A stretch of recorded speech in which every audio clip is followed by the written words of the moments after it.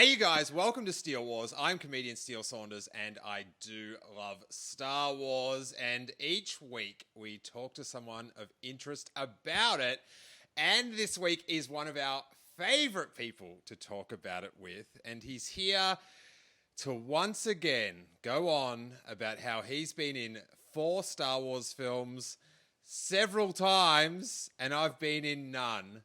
Welcome back to the podcast. It's our old friend Dee Tails.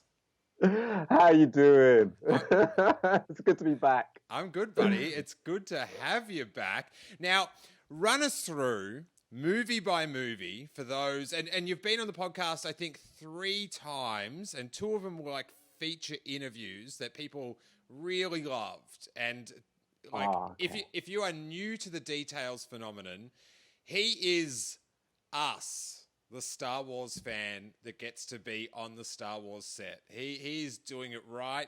You have to go back and listen to these other episodes. I think it's like episode 100 was your first one, and then you can find the other one. Yeah. But the best of times. So Force Awakens. Who we got in the Force Awakens? Force Awakens, you have 2 Abjurian con men playing in Maz's castle. Kratinus and Prashi, twin brothers. I play Kratinus. And Tom Bell plays Prashi. Tom Bell, who's also been on the podcast. Rogue One, who we got? We have L1, the manumitted droid, who was originally designed to be K2SO, but got downgraded, and that's why he's K1 and K2 is K2. And I got 2 seconds in the movie. Yeah. Last Jedi, a lot more prominent. Who'd you rock in that one? I rocked a dude called Slow and Low. The guy who's complaining to the authorities about Finn and Rose crashing or landing their ship on my beach. You just love a good parking ticket in that one. I love it. I loved it. Who is it? We've got Joseph Gordon-Levitt doing the voice on that, and he's named after a Beastie Boys track, so it's a win-win. Pretty sick. Now, Solo. Who we got in? You've got a few. Let's go in. We'll save like the big one till last. Who else did you play? I played a Gotterite, one of 2 Gotterites in the saloon. It's where you get about 2 seconds of us as they enter, and we have these mole rat face looking kind of expressions on our faces, and it's myself and my twin pal Tom Bell once again. I thought he was back in the mix. That's Hell yeah. That is a deep Star Wars cut. He's got the book. All right, show. So this is Fungus Pandita. And between Tom and I, we can't tell which one of us that is because we weren't supposed to be separated. So that is one of us, and that is on page 87 of the Solo Star Visual Dictionary. Good sizzle. But yeah, it's that one right there. Can you see? So I guess your biggest concern is working out whether Tom should sign your copy or you should sign your own copy, if you can work out who's actually playing that guy. I don't know. I think if that's the only image we ever end up with, then we should both sign that. But we you know what? We found some kind of like, what do you call it, frame grabs. Yeah. So you see us for maybe a couple of seconds in the Solo 360 as you pan around the room. You'll see us. I think you see us for a couple of seconds in Denny's. Yeah, in the Denny's commercial, you see 2 of us stood by the bar. And then obviously when the movie comes out, you get a really good shot of us at some point. I think it's when Han wins a hand at the deck. Or if it's Lando, but somewhere in between there, you'll get a really quick shot of the 2 of us just drinking away and cheering. Are you at the card game? Tell me this. Did you get to meet that 4-eared cat astronaut guy? He's the best character ever. And he pats hand when he's like winning and stuff? Like, and then he's like really sad when he loses.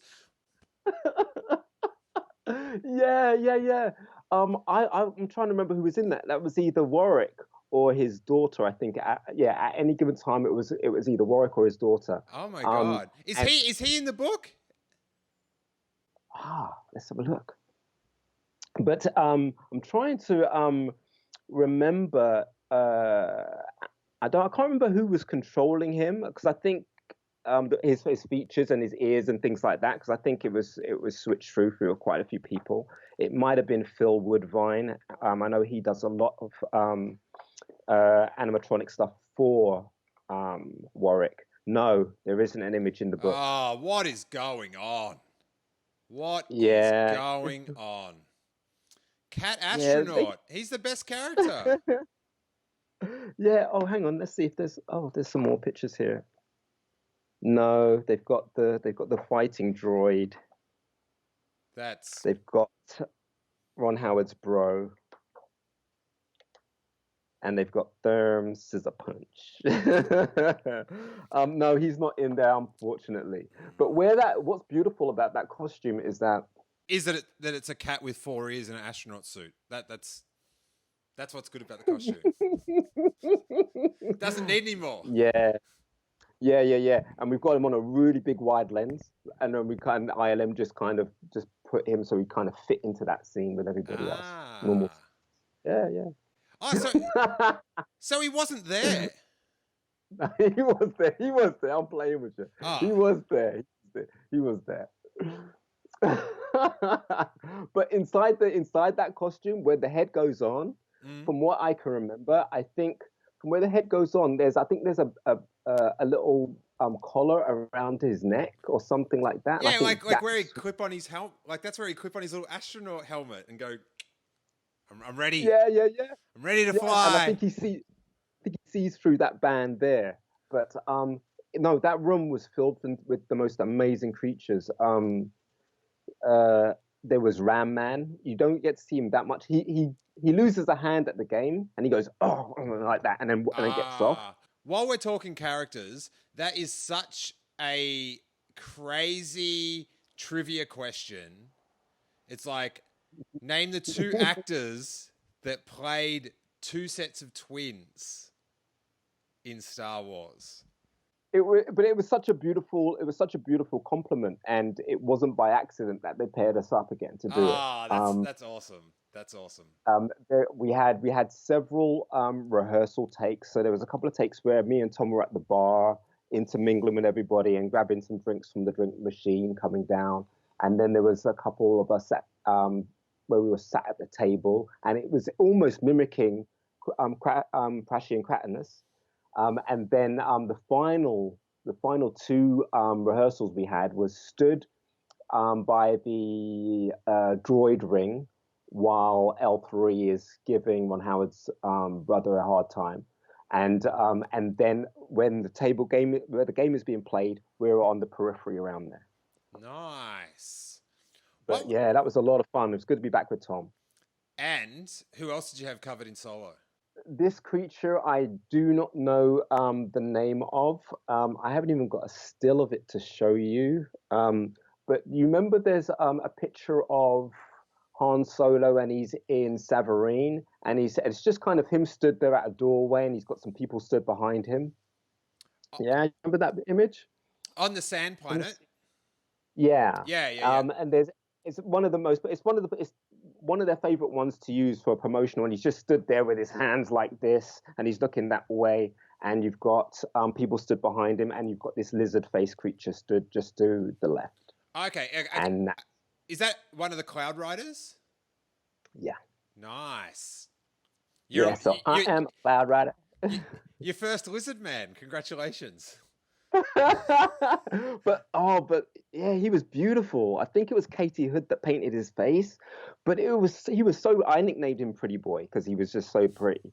And in that lineup, we know when Han wants to draw on the whole of Enfys Nest. Yeah. I'm the furthest one on the left, wearing some kind of like mask over my mask, that looks a bit like a I don't know, a Tim Burton pumpkin head. That one's me. And I think in one of the trailers you saw Warwick shooting a bazooka, Yeah. and yeah, that would be at the Enforcers. But to his immediate right, it was Stephanie with the green lizardy face, and he gets a kiss from Lando at the table when he kisses her hand. Ah. I think that's in a Denny's commercial. I'm not sure if it's in the film. And next to her is a creature performer called Barbara, performing a character with 4 eyes. And then there's me down at the end shooting a blaster, and I couldn't believe it. You know, even in that split second in the film and in the trailer, it's like, I know I'm shooting a blaster. And I'm more excited about that than if it was like a lightsaber, because I think that's what freaked me out when I was a kid, just seeing that laser travel across the screen. Yeah. But yeah, and I think that character, he also appeared he was supposed to also appear in Corellia, the way that Stephanie's creature appears in the Sabacc game. And that was going to be based around Enfys Nest, her Cloud Riders spying on everybody. And then you'll get to one. Oh, there they were. But they ended up just using Warwick for it. Okay. I like that idea that you would have seen them everywhere, and then at the end, yeah, that's tantalizing. Interesting. Yeah. Well, and the thing is, at the time, we weren't quite sure, because everything seemed like it was being overshot, so that there was more to be able to pick from, more to be able to choose from. And so they were covering themselves in these amazing, massive sets, let alone whether it's on location. But yeah, it was quite a ride. And then also getting to see the film, and then trying to work out where I can spot me or spot Tom and the others, and seeing how they pieced everything together to make that story. And I think it's a done thing that you would see all those little flashbacks of where this person was or where that person was. Things we get from Ocean's 11 and things like that. But I think rightly so. I think Warwick was the person to inhabit that. You have to make good use of. Is it Weasel? His character's name? Yeah, Weasel. Yeah. Phantom Menace. It was good to make. That's right. Yeah, and that was awesome too, and just seeing him walk around. And at the time I didn't know he was playing that character. He just looked like the character he just looked like Willow, right? Yeah. So we're just thinking, hang on. Do you think he knew who was playing that character? You know what? I don't know. I'm not even gonna guess. I doubt it, but I don't know. I don't know. Yeah, I don't know if it's afterwards they just went, hey, it's the same guy. Like I think it's really sweet that it's connected and stuff, but I am interested to know when they decided on that. I am interested to know. They made such a big deal about his hair and everything, so they must have known early on. Okay. I think the coin flip might have been, shall we say it's Willow? Yeah. Or that could have been a nice drop, but I don't know. I think that heater behind you might be leaking gas, buddy. I'm not so sure that that's. All right, now what's your Lego Man character? Quay Tolsite. Quay Tolsite. He's a Pike. He's a Pike Capo Syndicate. He's one of their what do you call them? One of their boss men who kind of run certain sectors or run certain things, like a Kessel mine and slaves, and yeah, just a nasty piece of work. So he's the guy that's caped up on Kessel, and he's sort of got a hexagon sort of helmet-shaped head. I don't know what's going on with that guy. You've got faint traces of him being a Pike, not only because you're told that he's a Pike, but from that slight look and kind of like the way I hold his posture as well. But it's those pipes that they'd give away at the bottom, as if they are cupping the tendrils or whatever the Pikes do have. So this suit is basically helping to keep him alive on Kessel because of the atmosphere, because of the harsh conditions there. And the suit is and the suit is kind of failing, which is why you're getting the ugly mucus strips coming from it. And that's why he's there and looks like that. Yeah, and you aren't seeing any other Pikes there. They're all top dog Pikes, and they have no reason to be there. They send people like me there. And Interesting. those guards with the big boxes on their heads, they're Pikes too, which you can tell because they have those little things hanging down from their chins as well. I think there's a really cool picture of us. Yeah, here we go. So you see, and so he's got the traditional pipe that he would be smoking his spice from, which could fit into either one of those nozzles there. And the suit was functionable, so it could smoke, it could hiss, it could seep all that vape, but we didn't use it on the set. And where are they? There they are. They're the guards who are also Pikes. Oh, yep. That was something amazing because I had no idea that it was going to be more than just being on set in another creature suit.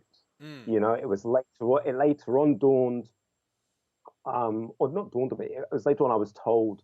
I think Justin did the sculpt on the head, and so he wasn't too sure what it was all about. And I remember speaking to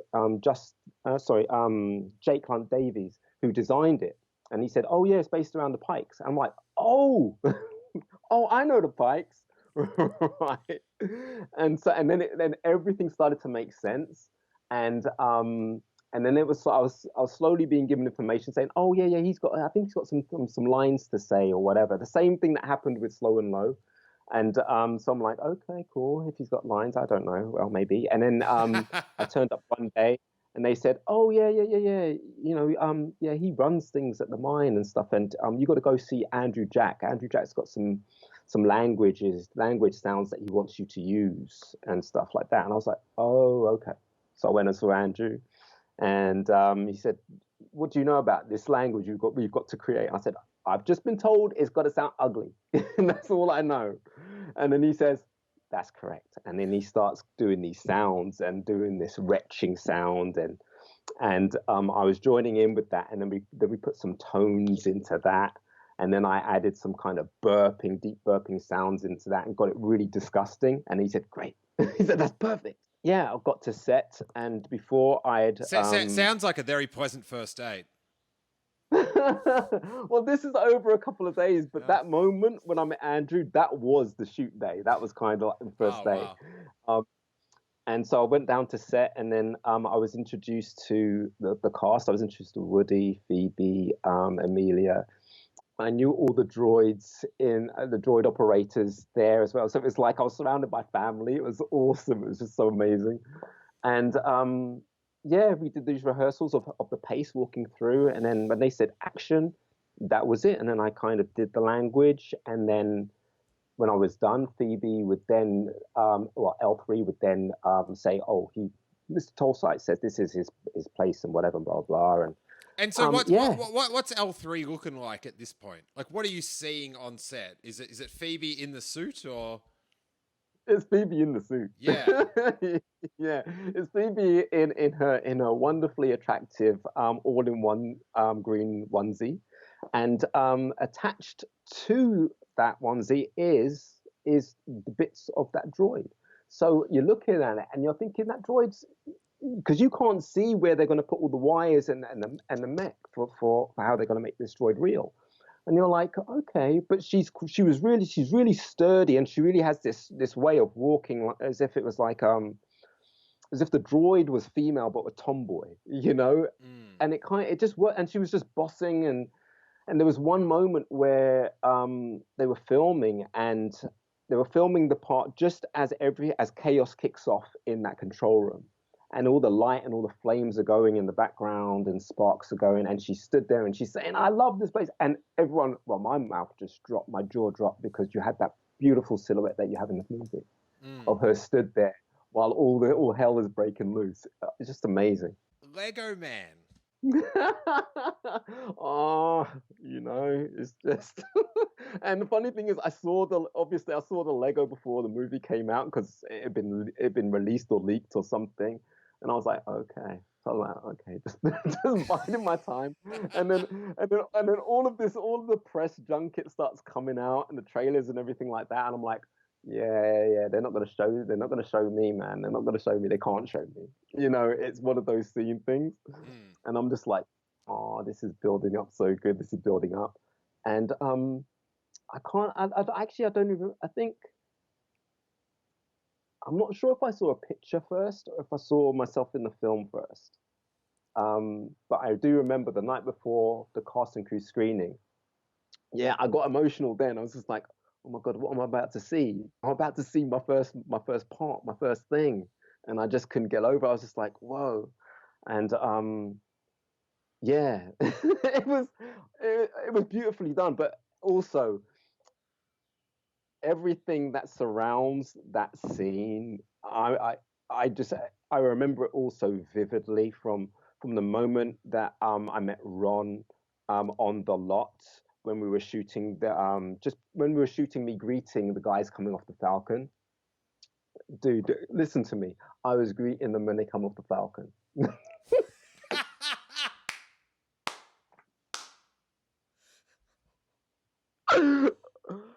Oh my goodness. So yeah, that happened. And in costume I could hide a lot of things anyway. So I like that's one of the benefits of wearing a mask and things. They can't see you freaking out. And so yeah, spoke to Ron, and Ron was talking to us and talking us through what he wanted to do. And then he said, oh yeah, and this is where we're going to have the action sequence and blah blah. And he starts describing this amazing shootout sequence that we saw in the film. And this is I don't know if this was his day one, but this was my day one with Ron. Um, I think it was day one because he did say to us that he had spoken to Phil and Chris and that they were lovely, and it's a strange set of circumstances, but just know that we're pulling together and we're going to make this thing work, and we're grateful for what the guys had laid down. And he was just very, very just beautiful about it. And it was nice to hear because 2 weeks prior that we had just come back from location shooting in Spain, and it was literally a matter of days. Then we heard that there'd been a change, there'd been a shake-up, and then you're like, well, is there still a job? What is happening? Am I going back in? Am I not going? It was just everything was just kind of like put on pause, and then when that pause button was released, it was like back to work, and you're there, and everything is just all going, and Ron is going at 100 miles an hour, and he knows exactly what he's shooting, and whenever he's second guessing or thinking, oh, hang on, can we do that? He'll just turn to John Kasdan and say, what do you think? And John says, oh yeah, that could work. And he's like, okay, cool. And he just starts shooting, and it was just amazing, amazing. But yeah, I had that scene with Kira, I had that scene with L3 and Chewie and Han and the Falcon. It was just yeah, absolutely insane. I sort of didn't know who you were playing before I saw the film. But at the premiere, I was just watching the screen, and it was really funny because your name was under Clint Howard, and I was like, oh, that's a really good spot. And then I had to remember the name and then go home and Google who you were, and I was like, oh my God, you're standing in front of the Millennium Falcon, and which is it's another little bit of Star Wars, little like synergy or ring theory. Because you told that really good story on the 100th episode about walking onto the Falcon on the Force Awakens set. Yeah, but that was just part one, yeah? This is part two. Part two was... No, but how many people have walked on both versions of the Millennium Falcon? What's the needle one like? Dude. Let me put it this way. When I came off that ship, I made sure that everybody heard me. And who didn't hear me, I went and found them and told them that I'm having dibs on this place. Yeah, and I don't care how much the rent is. That's mine. Yeah, and I didn't have to stay in the I didn't have to stay in the hangar where they kept it, but I was hanging out with the droids. I was hanging out with Nathan and Stephanie. But every time someone was going in there to scan it or to take a look around, I was like, hang on, put on those blue slippers. Don't mess up my floor. What? But just Wait. absolutely, Every time someone went in to scan it, yeah, they had scanning crews there, like in the yeah, original Star Wars, going on to the Falcon. oh, yeah, the troopers. Yeah, Yeah, practically, yeah, yeah. pretty much that. Well, I would just follow up behind, make sure I had blaster in hand, But it was beautiful. The floor was black and glossy. The walls are as you see it, pristinely white, and the whole section where the table was, you see it in the movie, like there's a centerpiece there, like there's a couch or something there. And what you don't see is so in front of you you've got the hollow chess table, and then in front of that, in between you and that, you've got the round seated section where they bring L3's broken body. But behind that, there's like a bar which you didn't get to see. Yeah. So Lando has a bar on there too, and then in one of the other sections it was like it was the bedroom, and all of that color coded with that yellow, that beautiful yellow that he wears and things like that for the couch and for his bed and things. I was like, wow, this, I could move in. D, talk to me. I didn't find a toilet.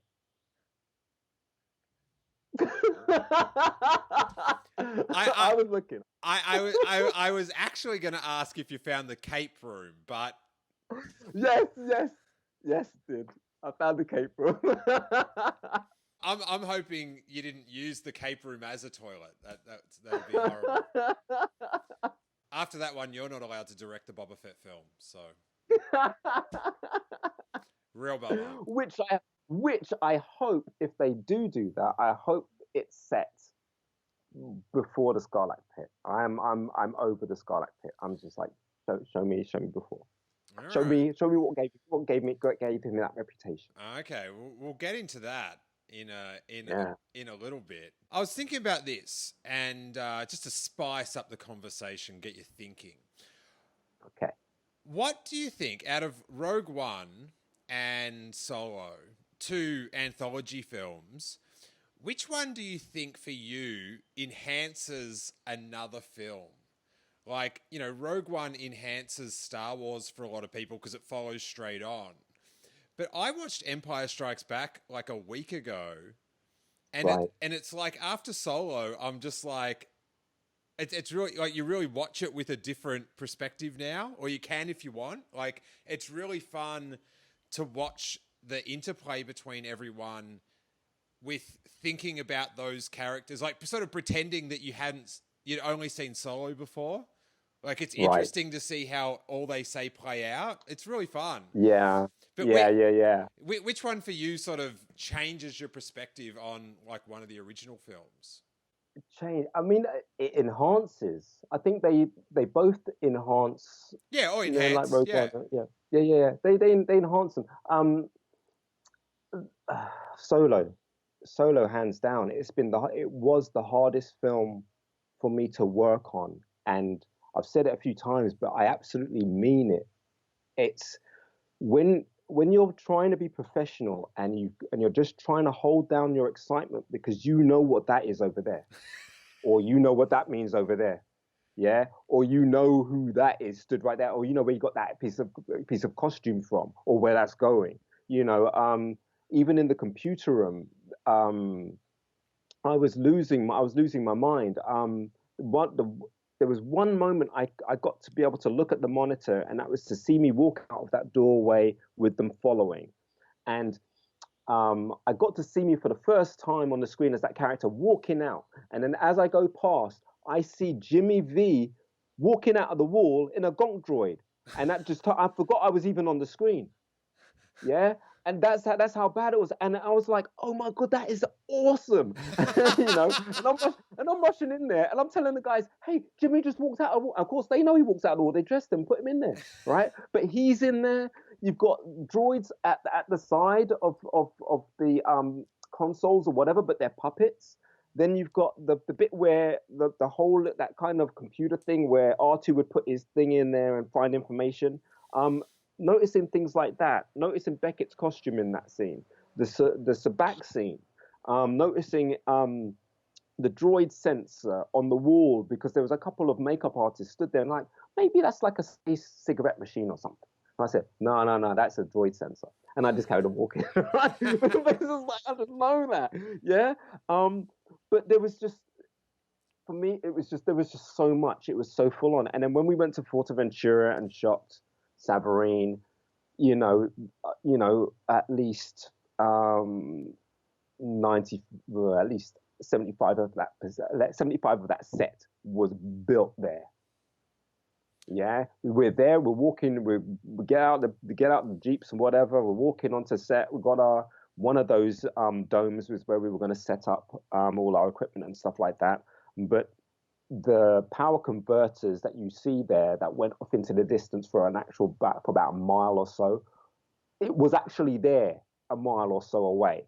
Yeah, everywhere you looked, it was a Star Wars. It looked like we were on Tatooine. We knew we weren't on Tatooine, but everything about it like Star Wars. Yeah. And then I remember one evening when we wrapped. How did you know you weren't on Tatooine? Do they have up on set a sign saying this one isn't Tatooine either? Or do you know in the script? Nah, I don't know. It was more like a general consensus that it wasn't, and it was the giveaway was that it was a different kind of planet because the crew had just got back from filming in the snow. Gotcha. Yeah, and so for this one, it was that these domes that were appearing in the sand were the tops of factories down below. Yeah. Did they have any like sets for that down below thing? Because that sounded so fascinating that the processing plant was all underneath there. Well, this will tell you how much I knew at the time. And I thought, maybe that's where the mining is taking place down there. So I'm completely on the wrong planet. Yeah, okay. Yeah, but that's what they were saying. They were saying that, down below, that's where they kind of treat the coaxium, or they do this or they do that or whatever. So I thought, maybe that's another set back at Pinewood. Not knowing that it wasn't a set that needed to be seen. Yeah. But yeah, and I remember we were rapping, and one of the girls, Sarah Lawrence, who makes sure that we're all photographed, everybody's photographed for these books and stuff. We were just sat there while they were setting up for the last shot, and I think it was Enfys Nest watching Han and Chewie walk back up. And the sun was setting, and it was just the only thing missing was two suns in the sky. It was amazing, and you just don't get away from the fact that you're on a Star Wars set. The hover bikes were just there on the left. I remember one day I sat on one for half a day, just half a day. I wouldn't get off it.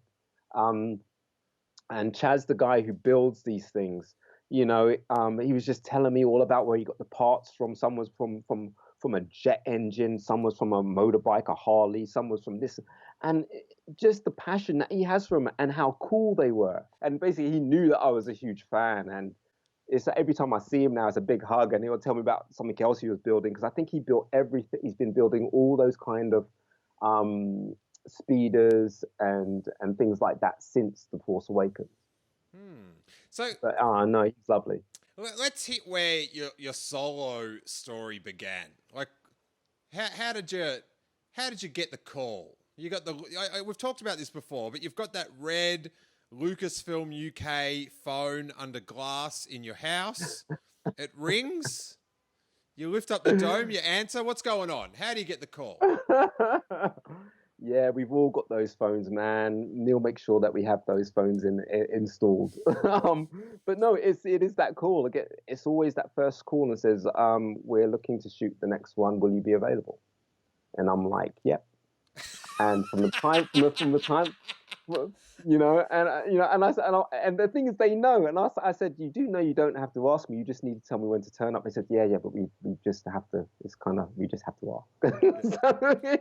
We're just going to treat the people. We're going to treat you the way we treat the people that wouldn't do it for free. So I know that's offensive.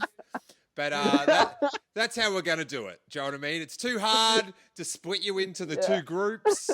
So we're just going to put the nutbags with the people that actually want jobs and consider the money a bonus. Consider it a bonus. Yeah, I think that's the toughest part. That's the toughest part when I get that call like that. But no, from the time I say yes, I won't take on any work until they've actually told me that I've wrapped. Mm-hmm. Just so that I don't have anything conflicting, just so that they know they've got someone someone that they can rely on who's a regular performer. But yeah, it starts with that phone call, and then maybe a few weeks later, you'll then get the next set of phone calls trying to get you in for fittings. And yeah, you're not always, when you go in, you're not always being fitted for all the creatures that you're going to do. It's kind of like as production goes on, you'll find out which other creatures you're going to do eventually. And so I think the first one I was being fitted for was, yes, one of the Gotterites. And knowing that it was going to be me and Tom again. And first of all, they show you this picture of us in these flight suits, kind of lent up at the bar with drinks in our hands or whatever. And there's a very empty skull kind of mechanical headpiece for you to try on just to make sure it fits okay. So Vanessa's there for fabrication. And occasionally Neil will come in and he'll like, oh, but can it do this and can it do that? And they're like, oh, no, I haven't thought about that. So Neil is constantly switched on and will always add something extra before it even gets greenlit and finished, but he understands. So with our laughs, the mouths could close to a certain point, but they were more for that kind of bite. So it's a half a bite really, really quickly, as they would do for a laugh. Like you sort of said you didn't know what other characters you were going to play. Now, how are these jobs given out? Is it just you just lurk past the costume department all day, which it clearly sounds like that's what you're doing. So no, funny enough, in the office they have this board and they've got these tiny little thumb-sized JPEGs of either the drawing or normally it's the drawing of the creature or the droid or something. And beneath that, there's a code which says what that creature is, which resonates with the wardrobe and fabrication departments, so they know exactly which one they're working on. But also beneath that, they penciled in which performer is available to perform that creature. And normally it's Neil who picks and says, oh, well, I know who's perfect for that. I know who's perfect for that. And it ends up that way. And then whoever's not around, then it kind of goes down the tier to whoever else is available to do it, so to speak. Okay, I picture every time Neil Scanlon goes to write into a name, there's some voice from under the table going, Dee Tails would be pretty good for that one. How about that Dee Tails? Yeah. I've got most of the office on a retainer.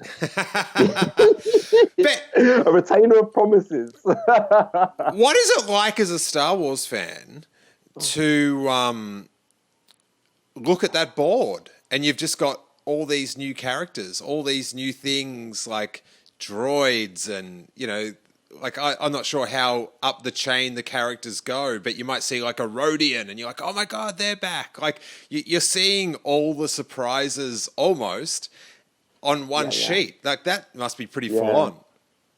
Yeah. And sometimes you're not quite sure what context they're in. Oh, of course. So, yeah. In regards to what scenes they're doing or what, you have no idea. But it's one of these things where it's difficult for me to express it bit by bit when I say that every time that I turn up to work, I'm having the best day of my entire life. yeah, and it only gets topped by the next day. Because I might be going into the office, it might be just for a fitting. I might see that board. I might be chatting to Ivan or Jake or Luke in the office and catching a glimpse of what it is they're working on art with their art pens on the computers and all these types of things with their graphic designs. I'm not sure if it's for this movie or something else, you know. And yeah, you can't get away from where you are and what everybody's working on. And even just walking into the office, Matt Denton might be sat there just twiddling about or tweaking something with BB-8. It's insane, you know. And then not to mention, and then I'll go to the workshop and see the guys there working on various outfits and various masks and various heads and things like that, and I can see my body sculpt there and my body cast and a few others dotted around in the room. So I'm like, oh, okay, so at least they're in the same scene as me or whatever. Or you're assuming that. But it just goes on. And like when we were doing The Last Jedi, I was going backwards and forwards for fittings for Slow and Low. And seeing this foam sea cow thing, I didn't know it was a sea cow. All I saw was this big creature and these teats. I'm saying teats.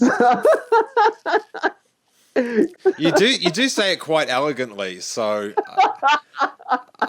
I have to be careful. But I was looking at that. My Australian accent is not brave enough to take a shot at that one. Nah, dog. Go on, try it. Tates.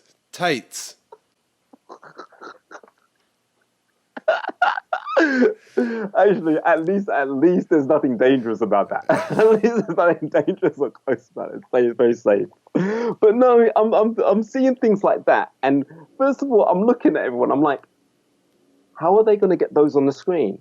This is Disney. Yeah, it's like having a close up of a cow's udder. It's just like, really, but then everything else seemed to match because there seemed to be this kind of there seemed to be a lot of sea creature-esque type creatures in there, and some beautifully disgusting creatures. With the sea monster creature. Yeah.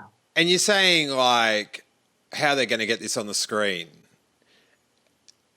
And then when you add to that, Luke Skywalker's going to drink milk from it. I love the scene because I like things in Star Wars that I've never imagined. Like, do you know what I mean? I never would imagine that. So I'm just like, oh yeah, that's messed up. That's awesome. Yeah.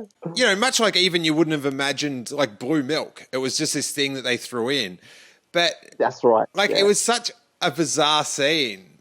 But yeah, to have that in the to see that thing. Like, did someone say, "Oh, wait till you see what it does," or you just when you saw the film, you were just like, "Yes, I was like that." If you had known, you would have had a drink. Yeah, just try and pull me away. But no, the thing is, when I saw it, it was still in its foam state. So it's that yellow foam, you know, that I think they were going to put all the latex stuff on top of. So I had no idea what the end thing was going to look like. All I saw was like from before you see that neck and that head like that or whatever, I just saw the belly and teats. That's all I saw, you know, as you do. But that's it. It was in that room, and then I'm also seeing another head cast for a certain puppet with that joins Luke in that movie. You know, how you know, and so many things go through your mind when you see Yoda's head, just or one of Yoda's heads, kind of just on the side there, and it's like, oh my goodness! All right, cool. Frank Oz is coming in. Frank Oz is coming in. You know, and I'm going to be in a movie with Yoda. Forget the big names. I'm going to be in a movie with Yoda. But saying that, I had completely forgotten he was in the movie until that moment came across. When that moment came across and his ears came, I was like, oh yeah. But that's what I mean. There's so much going on so early on that I can afford to, at times, deliberately say, okay, cool, I'll forget about that because I have no context for how that fits into the story. That's cool. It's easy to forget it like that. So let's bring it back to Solo. What's your first day on set? What scene are you filming? First day was Corellia, but it didn't get used. So we were on the James Bond set, and from one end to the other, it's Corellia. You have that partition in the middle. You have stormtroopers marching around. You have maybe 300 extras in there, all dressed up and ready to go. Some of them having certain additions to their costumes or space outfits or something, but something easier for them than you would get for us. Are we talking the Corellian like airport, spaceport thing, or? Yeah, okay. Yeah. My lizard guy, he was supposed to be one of the space kind of ground crew. So we had these red and black suits. There's an image of it in the book. So while I tell you that, I'll try and find it. Mm-hmm. I was supposed to be milling around with the other workers. And that was going to be, like I said, my little setup for what was going to appear later on. But at that time, as part of Enfys Nest, but at that time, I had no idea. I had no idea that that character was going to appear later on in the desert. So like Dubrovnik, I think I was probably one of the last people to find out that I was going on location. And I mean, I always loved that. It's just like, yeah, we've got a surprise for you, Dee. It's not quite a surprise, but it's awesome when that happens. But let me find a good image of him. He was designed by Jake Lunt Davies, and we're getting close. I'm now looking in the art book guide. Where I'm struggling to find him, but here's a picture of me and Tom, the artist's interpretation of us. Yeah. So those are the pretty boys to look out for. Nice. Right. So now, okay, we'll find this image because this is a pretty cool one. So, here it is. Slap bang, and that's on page 80, is it? 80. There he is.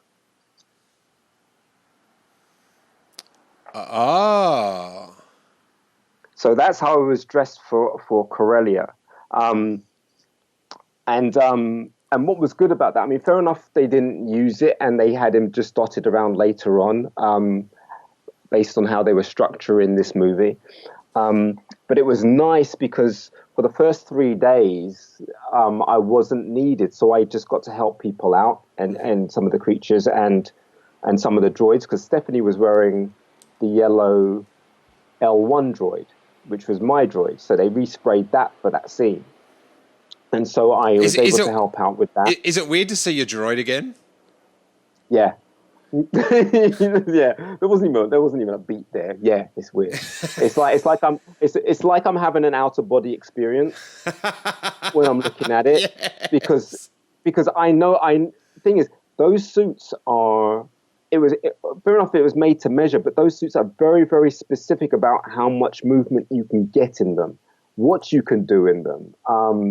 And so when you spend a couple of days in a suit like that, to be outside of that and to see somebody else in it, you know exactly what it feels like to be there. So to watch it, it was very, very surreal. But I saw some beautiful things when I was there. I mean, one of the guys was wheeling around an R2 unit. Let me guess. Let me see if Stuart. Is it Stuart Bone? Stuart Bone, one of the R2 operators, and everybody, there were extras there, but then there was also guests from production who were dressing up just to be in the scene and things like that. So they had their kids and things like that. And one of the kids ran up to one of the R2s and was giggling and playing with this R2. And then R2 was just turning around, spinning around, and interacting with this kid.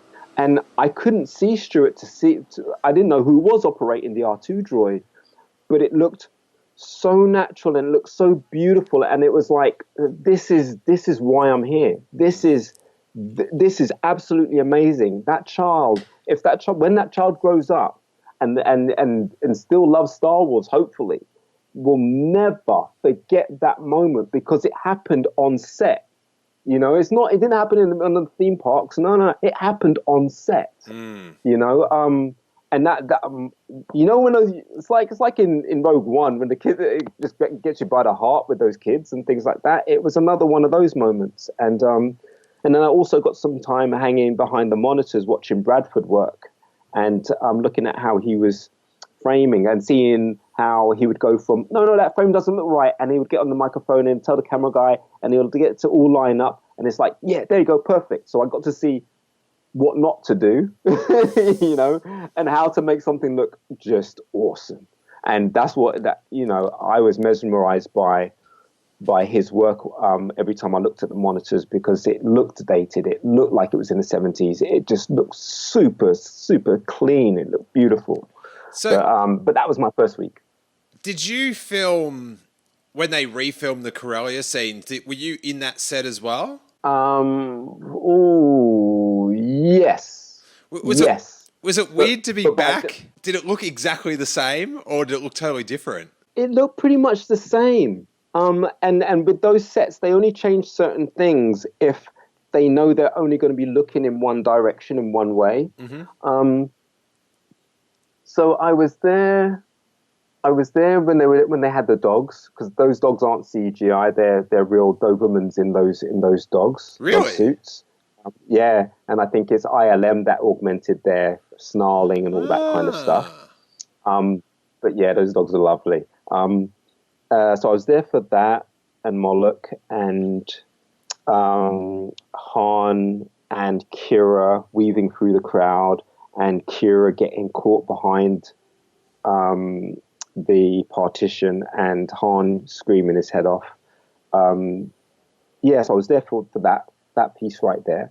But yeah, also just a side note, it's like I knew I was in Corellia, and on the walls or whatever, it was like this old kind of engraving of some pilot or something stood there like this, and then you have these falcons just all dotted around, these spaceships, Corellian mm-hmm. ships. And I was stood there, and I was stood there with the droid guys and everything like that.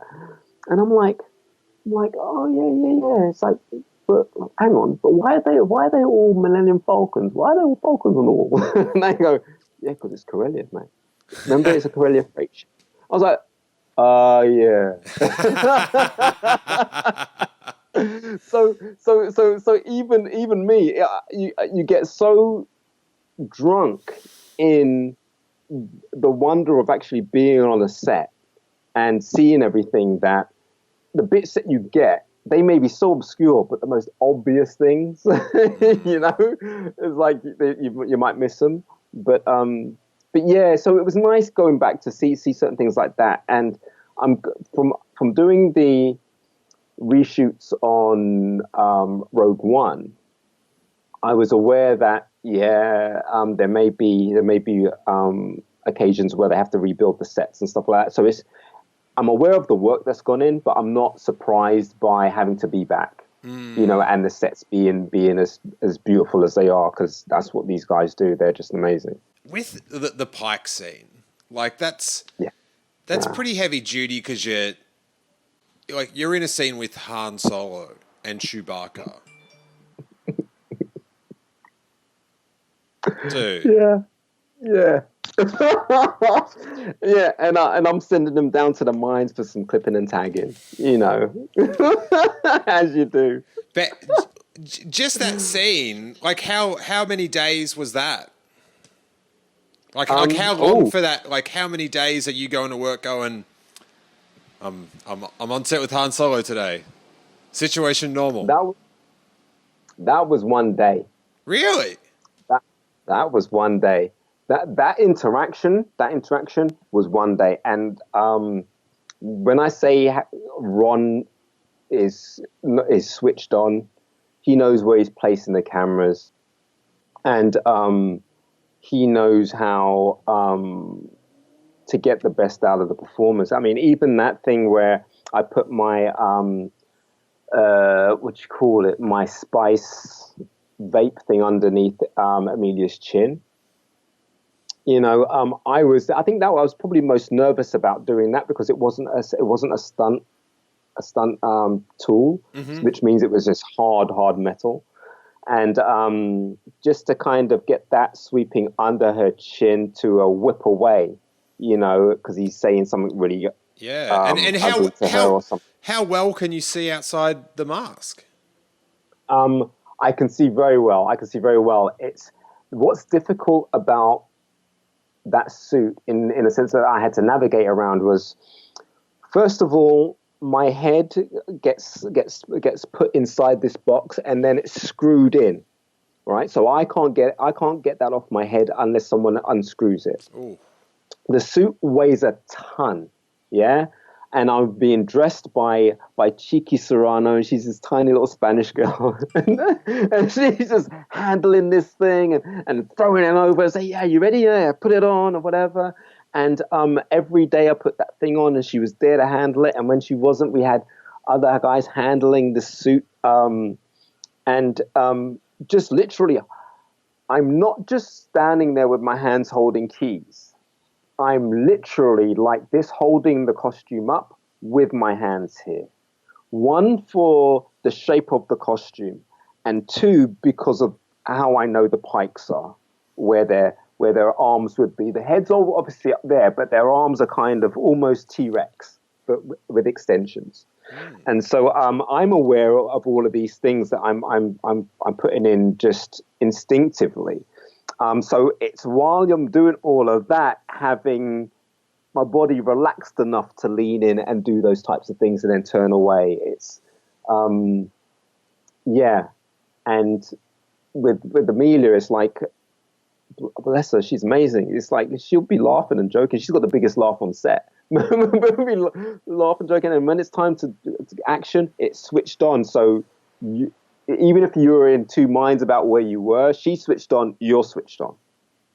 You know, but then I'm with the principal, so I'm making sure I'm focused all the way through that and getting the notes from Ron. And yeah, so from the walkout, did a big walkout, and as I'm walking out, they time it from where they're coming off the Falcon to where they meet me, and she's greeting me with, "Oh, we've come from blah blah blah," and then I look away.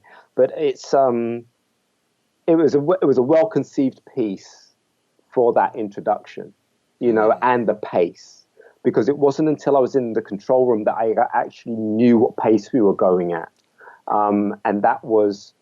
You're at part of the story where someone's explaining how the scam's going to go down. You know, based on how much I had to do in that room and how quickly I take them through and then take them into that room and yeah, get my ass handed to me by the Mother Dragons. Wow, and also maybe the first person in canon to have Terakasi used against them. I never stopped to think about that. That's good. That's why you have me, Dee. I'm the one that marks all these important dates in your life. Yeah. Oh, see, that you're just adding layers to it now, like an onion. The Terakasi line. Like, is that in the script? Did someone throw that in? Is everyone laughing about it on set? Are other people asking what that's all about? What's going on? No, that's just a line that was in the script. There was nothing, as far as I'm aware, there was nothing ad-libbed. It never changed from that line. So there was a context for it coming before to land there and where it was going. So it was all around her character. Which we don't know much about when we're shooting a scene like that. I'm meeting them for the first time as that Pike. Yeah, I was aware of that fighting style because I'm actually lying there on the floor when they're doing those takes, and she's pulling the keys out of my chest, and he says about the negotiations and things like that. But no, things like that. It was a small crew in that room. So you imagine at the doorway or inside that room, you've got the camera in there, but everybody else is outside, and they don't need to be in that control area until they're setting up for the droids' revolt. So yeah, it was quite a nice contained little sequence, and didn't really know anything about that. Yeah, so let me ask you this: was there any acknowledgement of how much of an Easter egg that line is on set? Like, did Emilia Clarke know that she was dropping like a deep cut, or was she just saying a line? Oh, I don't. Well, don't forget, she's been Kira in for months or weeks already. So she's got a build up of knowing where she's throwing stuff in, or even if she knows what that line means. Yeah. So she's just delivering that line, but that line wasn't. I didn't flag that line. Nobody came to me and said anything about that line. There was too much visually going on, like I said, with all the droids in that room, and the outfit Woody was wearing. It was just, yeah. Do you see what I mean? It's just insane. How much did you have to, like, stay cool? Like, this is. What is happening in no Dee Tails? Let's just chill out. Okay. How weird is your life that you're in this bizarre costume and Woody Harrelson is walking out of the Millennium Falcon in Lando Calrissian's Return of the Jedi outfit? Like, I had this weird dream last night, Steele. I dreamt I was a bug, a giant bug in front of the Millennium Falcon with Sarah Connor and Woody Harrelson dressed as Lando Calrissian in Return of the Jedi. I would tell you to evaluate a few things, Dee, but this is your real life, buddy. Dude, yeah, and soon as I saw him in the outfit, knew. This, it's just like. All right, were people commenting on the skiff guard outfit? That's a pretty blatant Easter egg. Yeah, there were a few. There were a few commenting on that. Did Woody reference that he was rocking Lando's skiff gear? Did he appreciate it? He didn't have to. He sold it really well. You know, we don't really see Lando do much in that outfit other than give the best cinematic scream of all time when the Scarlet Pit is trying to drag him in. Yeah, and that's probably the most action we see of him in that outfit. Mm-hmm. When I tell you, man, I got to see Woody throw that staff at the guards, twirl his guns. He does that. He can do that, dude. Twirling and boom and boom and boom, and he's shooting.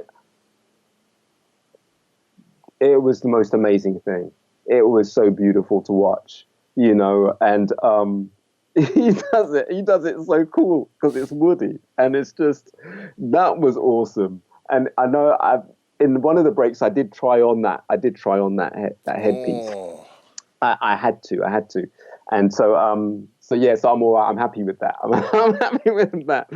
But yeah, it's things like that. And we knew something was going on with the droids as well, because all the droids had the real magnetic. What are they called? The restraining bolts. That's it, restraining bolts. Mm-hmm. Yeah, and they all had the capacity to come off. So they were magnetized. So we knew that something was going on. And then the more droids that started coming in, because I think it's Warwick who's in that white droid, that white and red droid, when she's like, well, I don't know, going for your friends or something. You know, it was the most adorable revolt you could ever imagine to see. These droids just kicking off. It was amazing. It was absolutely brilliant. You know, obviously, you know, with the change of director and stuff, like how, like how were things different? How was that even announced to you? What was it like as someone, like, you said before about the job, like, when these things happen, you're in the middle of a job and, you love Star Wars, but you'd also like to have the rest of the job continue. Was there concern when there was an announcement that they'd left and there wasn't a new director? Like, because there was like about a week of nothing. I don't know. It wasn't just that I was on Star Wars. I mean, I'd gotten to know Phil and Chris and particularly Phil, and we were just having some chats. And he's such a lovely, energetic guy. I love just the vibe that he has. And so we were just chatting, and so I remember filming one of the last scenes in Ventura that didn't get used, and just that moment thinking, oh, cool, all right, we'll see you back in London, and then the first I'm hearing is the same way everybody else heard, unless you were at Pinewood and you were working that day or that evening or whatever. If you weren't there, you were going to find out just the same as everybody else in the news and things like that. The only bits of information that came my way was just rescheduling when I was next due in, and just told to sit tight while they figure things out. And so I don't know. I was in shock. I was in shock because I was like, I couldn't work out what had happened, because let me ask you the this: fuss that people talk about wasn't visual. Yeah, because I guess maybe one of the complaints reportedly was like the coverage on the scenes and stuff like that. And I guess from an actor's point of view, you're not seeing what footage is going back. Like, you're just filming the scenes. Yeah? No, yeah, and our rehearsals are separate to principals. So it's kind of like we find out what they want us to do on the set. I'm like, okay, cool. And then the actors come on and they've already been rehearsed. So whatever the conversation's gone on in that room or in that context, that's beyond us or beyond me. And so when they join the scene and they're doing what they need to do, that's when things get fine-tuned and they say, oh, can we have this guy walk across here? Can we have this interaction here? And that's when they kind of build something from what we've already rehearsed about knowing what scene we're actually in and what we're going to be required to do, along with their interactions with the puppets or the creatures, so to speak. Yeah. So yeah, all that was separate from us. But so, I don't know. It was. So it sort of was a complete, like, you were kind of oblivious to whatever was. You're just doing your thing. Yeah. You're like, oh, this film with two directors seems pretty good. Yeah, they did the Lego movie, because that's all I knew of them at that point. But yeah, it was something. It was something. But then in the back of my mind, I'm like, well, they figured things out and got things to a really good point with Rogue One. I know Lucasfilm don't believe in failure, don't believe in reboots and all that kind of stuff, so they're going to get it right out the gate. This is what I already know. So I just have to sit tight and just wait for things to unfold, because you don't know if they're going to unfold in the same way the direction of what you were doing was going in. So I could have been, like I said, in Corellia, thinking, oh, okay, I'm just a worker in Corellia or whatever. But they don't need to show that, because they can tie that up with Warwick now when they're tidying up the shots and compacting everything together. So, yeah, you don't quite know how things are going to change, if they are going to change. But, when you hear that it's Ron Howard coming on board, oh, goodness me. I used to rush home to watch the Batman 30-minute serials, and then after Batman was Happy Days. And now Richie Cunningham is stood right in front of me, introducing me to everybody. So, yeah, because also Donald Glover was there, that I got introduced to as well. And I'd run into him a few times around the Sabak stage area and stuff like that. But it was, he's taking me through, and he's like, yeah, and he's telling me, how are you with this and blah, blah. It's so surreal. It's like everything significant to do with my childhood is is in front of me right now. You know, not that it's just Star Wars, it's the people and it's the characters, and it's like you have Lawrence Kasdan on set and his son, but you know that you're on their set, you know you're in their house, and it's just awesome, and then yeah, everything, and then you're seeing things, and then you're walking on the Millennium Falcon, you're seeing Chewie, regardless of whether it's Jonas or Peter in the suit or whatever, it's Chewie, yeah. Yeah. Like I said, every day, every day is a good day.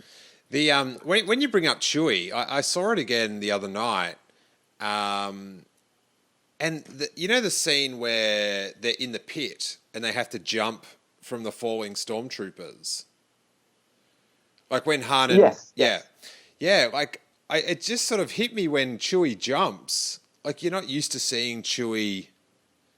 Like, do you know what I mean? Like, fall, like athletic. Yeah. It was quite. I was like, oh, he's really getting amongst it. In the computer room, on one of the monitors, one of the guys who deals with that, Scott, was showing me some footage they already shot, and it was of a Wookiee. It wasn't Chewie, but it was of a Wookiee dealing with all of these escaped slaves and things like that. And one of the guards runs up to him and he punches him in the chest. And it's a stunt guy on wires, but when he punches him, the guy goes flying. And you're like, well, that's how it should feel when you get hit by a Wookiee. Yes. It was amazing. And it was just on the monitor, and you don't know if it's going to be seen or not, but it was filmed. That is what I mean. It was just brilliant.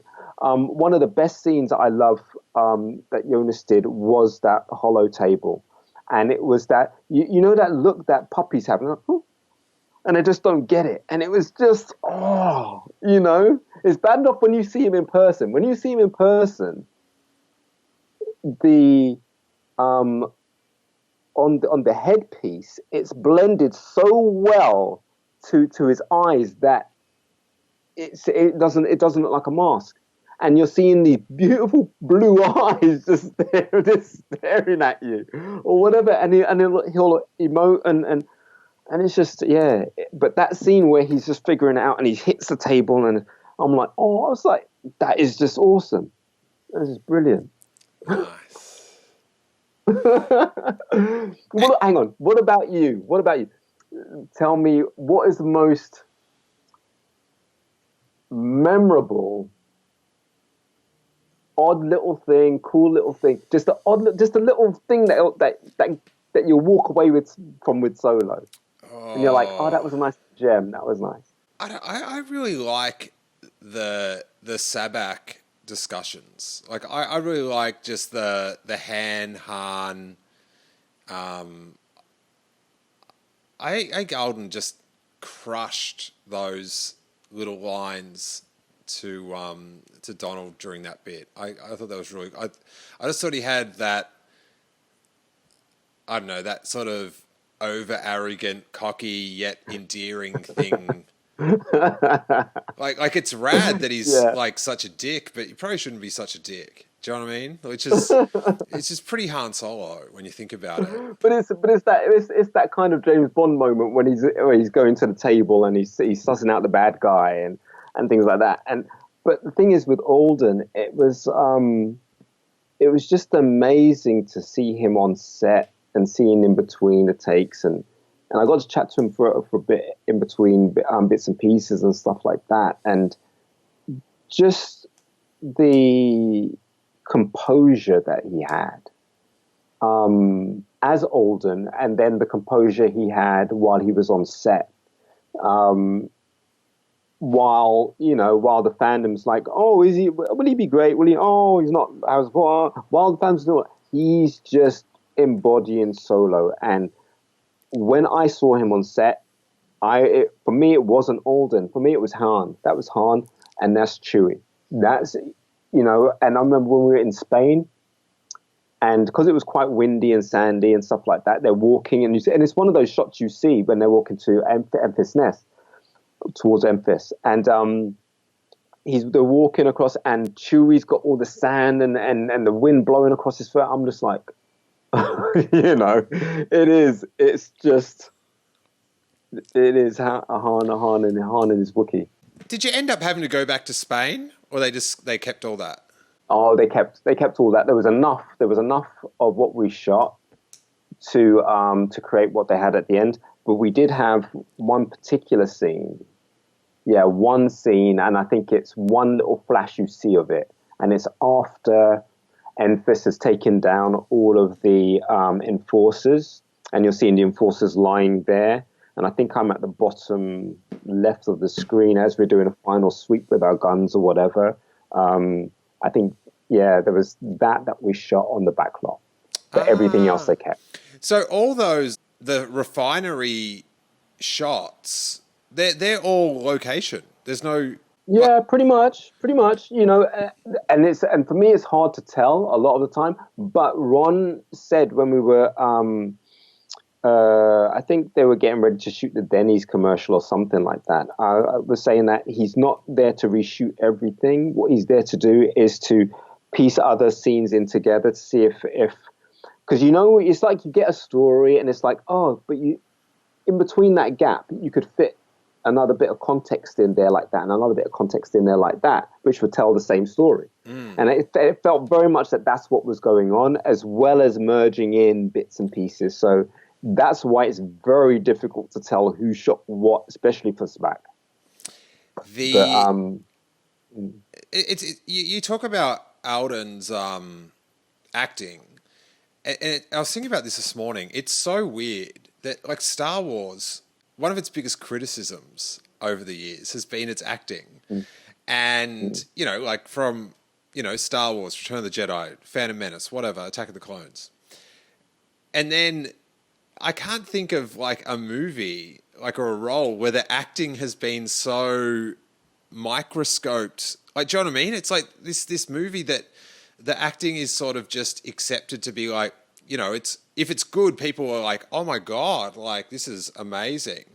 But then you've got this guy playing this role, and it is the most the most focused on acting role of all time. It doesn't make sense.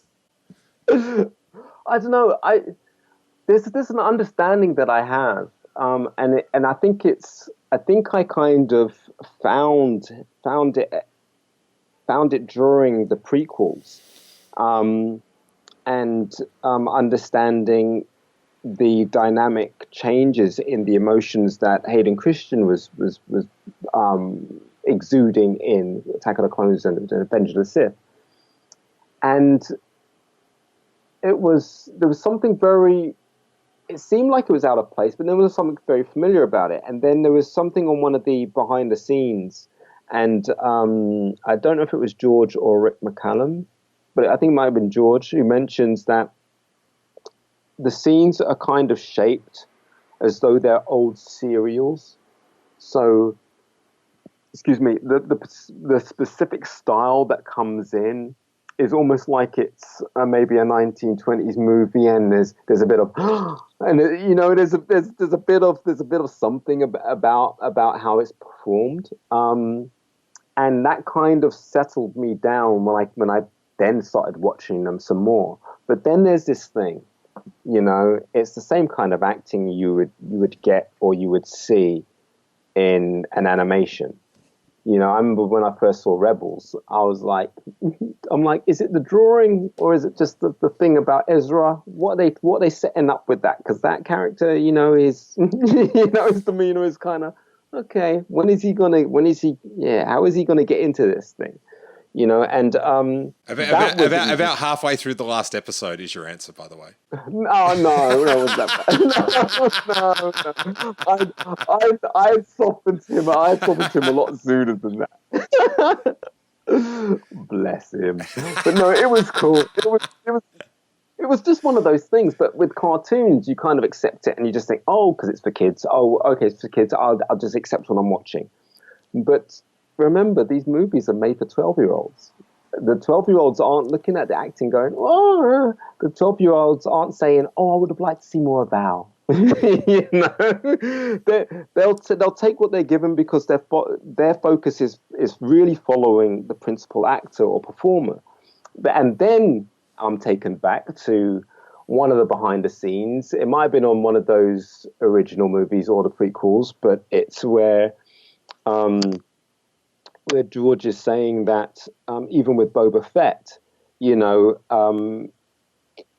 he's only creating characters to propel the main cast forward. And if there's nothing for that character beyond that moment that contributes to that story, then that's where they'll either bite the dust or that's where they'll just stop and maybe reappear somewhere else. You know, so with that in mind and knowing how they've kind of they're dominating every platform, and it's incredible, and no one's mentioned it. You know, it's cartoons, it's comics, it's books, it's the movies, it's all canon.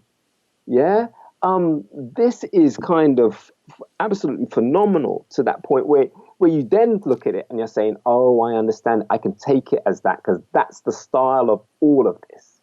Yeah. And that's why it gets kind of tough sometimes. It gets kind of tough sometimes when you're hearing people talk about Star Wars, and it's like, well, that makes sense if you're referring to a movie for adults. Yeah, that makes perfect sense. But you know what? It's for 12-year-olds. Chill out. Yeah. I hear a fair bit of stuff that doesn't make sense if you're talking about a movie for adults either. So, yeah, I think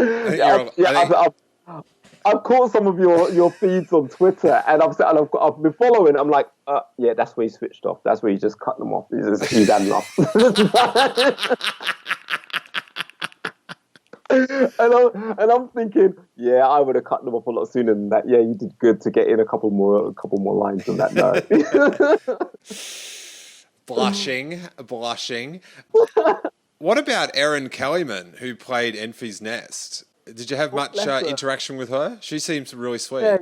Yeah. She was lovely. I think, yeah, my first encounter with meeting her was actually in Spain, and it was really cool because she was also being introduced to her cloud riders. A few of them she knew as her stunt trainers and performers.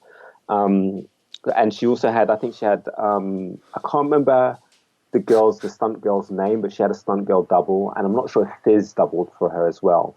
Fizz is a double for Amelia, who kicked my ass in that computer room, and Darren Knopp, he's the guy who doubled for me. So I got to watch me. I got to watch me get my ass kicked in that movie.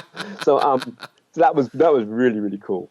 But she was lovely. And yeah, you should take the headpiece off or whatever, and she'd be like, oh, hi, and we're talking or whatever. And next thing you know, she's doing something really physical and physically demanding. She's beating up an enforcer or something, and it's just like, whoa. Because I knew she was going to have. I remember I had a bit of stunt training in case they were going to need me to do something either in Spain or on this lot or whatever. And I knew she was in the next section doing her bit of training, and I could see her just kicking butt. And it was just like, oh, wow. But she looked so good in the costume. It looked so tough. When Ron Howard took over and you're back in the studio, like, I'm sure that you didn't notice maybe that they were going too slow or whatever, but did you notice like a different vibe? Wow, we're getting a lot done, or it seems exactly the same, or the narrator from Arrested Development is talking all the time. It's really strange. There was a buzz, and that came from production and crew, and that was like, do you know who they've got to direct it now? It's Ron Howard. Ron's coming. It's gonna be awesome. So there was that. But then, yeah, just in the shooting of it, I don't know. I think for me, it just felt like for the scenes that I was doing, that with the principals, that there was a smoother. I don't know. It seemed to go smoother. It seemed to go a bit quicker. You know, he would know that he wants 2 cameras in the room or 3. And know exactly how to choreograph it so they're all capturing all the bits that he wants. But I also was aware of just this enthusiasm. You could hear, you'd end up hearing this chuckle, and he's like, yeah, and he's like, great, or I'll be sitting there and he's watching the scenes and stuff like that, and he's looking at Kathy, or he's looking at John or Lawrence, and just he was 10 years old, but he was so jazzed, and I'm just like, yeah, and it doesn't take much to get me going, anyway. But seeing that, and it was just, there's an understatement. But yeah, there was just that. It was just you knew you were in good hands. That was the thing. If you have problems with any directors or there's a switch or a change, it's then, well, okay, who are you going to bring in that won't give you that vibe or won't cause production to want them to leave to some description or anything, or if there's any kind of miscommunication, and to find that they've got someone who already speaks their language, that they've already worked with and has such a long-standing relationship with George. It's also like this thing, like people are saying, "Oh, get rid of Kathy." No, don't get rid of Kathy. George put her there. Yeah, you want to get rid of Kathy and bring George back so you can give George a hard time? I don't think so. No. And it's one of those things that if she ever does go, and I don't want her to go, that's when you can get rid of all those memes of saying, about hate, and we don't want hate in the fandom, because what happens to one franchise will happen to all of them if you let it. You let the floodgates open and you give these people an active voice that doesn't deserve to be active. It will deactivate everything in production, from Marvel to Fantastic Beasts to any franchise, because they think that they can do that. But no. That's my 10 cents. You got my 10 cents. 10 British cents, which is pretty good. 10 pence. 10 pence. Okay, great. Hey, on all the crew gear, it said Solo, right? And then they announced the film as Solo. but they didn't know it was called Solo. No idea. Like they all thought it was going to be called something else, yeah. yeah. Because normally these things are just working titles. And nobody says the name of what it is, just in case it gets out. So that's why you have a working title. I know it was called like Red Cup, I think was the that Space Panda name or whatever. Yeah. But yeah, it was. But that's the working title. That's production working title. But then if you've got another title that's on the clothing or crew gear or something like that, so for like The Last Jedi, it was all Episode 8. Like it was. Yes. It was like the explanation of what it would be, yeah. But yeah, it was so strange that everyone had those Solo T-shirts, like cast and crew or whatever it was. And then it's like, oh, you've been printing the name of the movie on all the stuff all this time, and you didn't even know. Well, the thing is, the working title's there, and it's the basis. And then the next title that comes in is normally the official title, yeah? But this was like, on some stunt gear, it was like Solo, and it says something like, we shot first, or he shot first, or some, so it had some tagline or whatever. And we didn't get ours until quite later on. So when you were asking me that question, I had no idea, what was going on. Only that I was gonna put one aside for you when it came through. But yeah, it was. I don't know. It didn't seem to faze anybody. I think people kind of just thought, or crew production thought, oh well, of course, you know. But no, it wasn't. As far as I was aware, it wasn't the official title until they said it was the official title. Interesting. Before I let you go, Dee, did you have one of those classic Dee Tails magic moments on set? Yeah.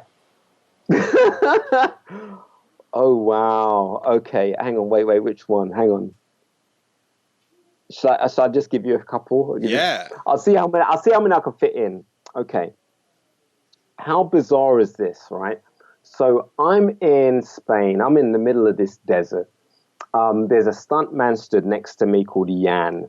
A lovely guy, and we were just stood there talking, and he was talking about the fact that he's been working on some of these Marvel films and things like that. And then I just added my 10 pence, and I was saying, oh, well, you know what? I think the best ones for me are Captain America, because there's a physical presence of him being there, and this flip that he does in the air, he turns sideways and he just rolls over like he's Shaolin or something. I just love that shot, but then, you got things like Iron Man, and that's kind of Downey isn't in the movie that much because you got this CGI suit, and I'm like, I'm giving him all of this stuff, and then he says to me, yeah, I worked on Captain America, and I'm like, that's a good job I didn't say anything bad then.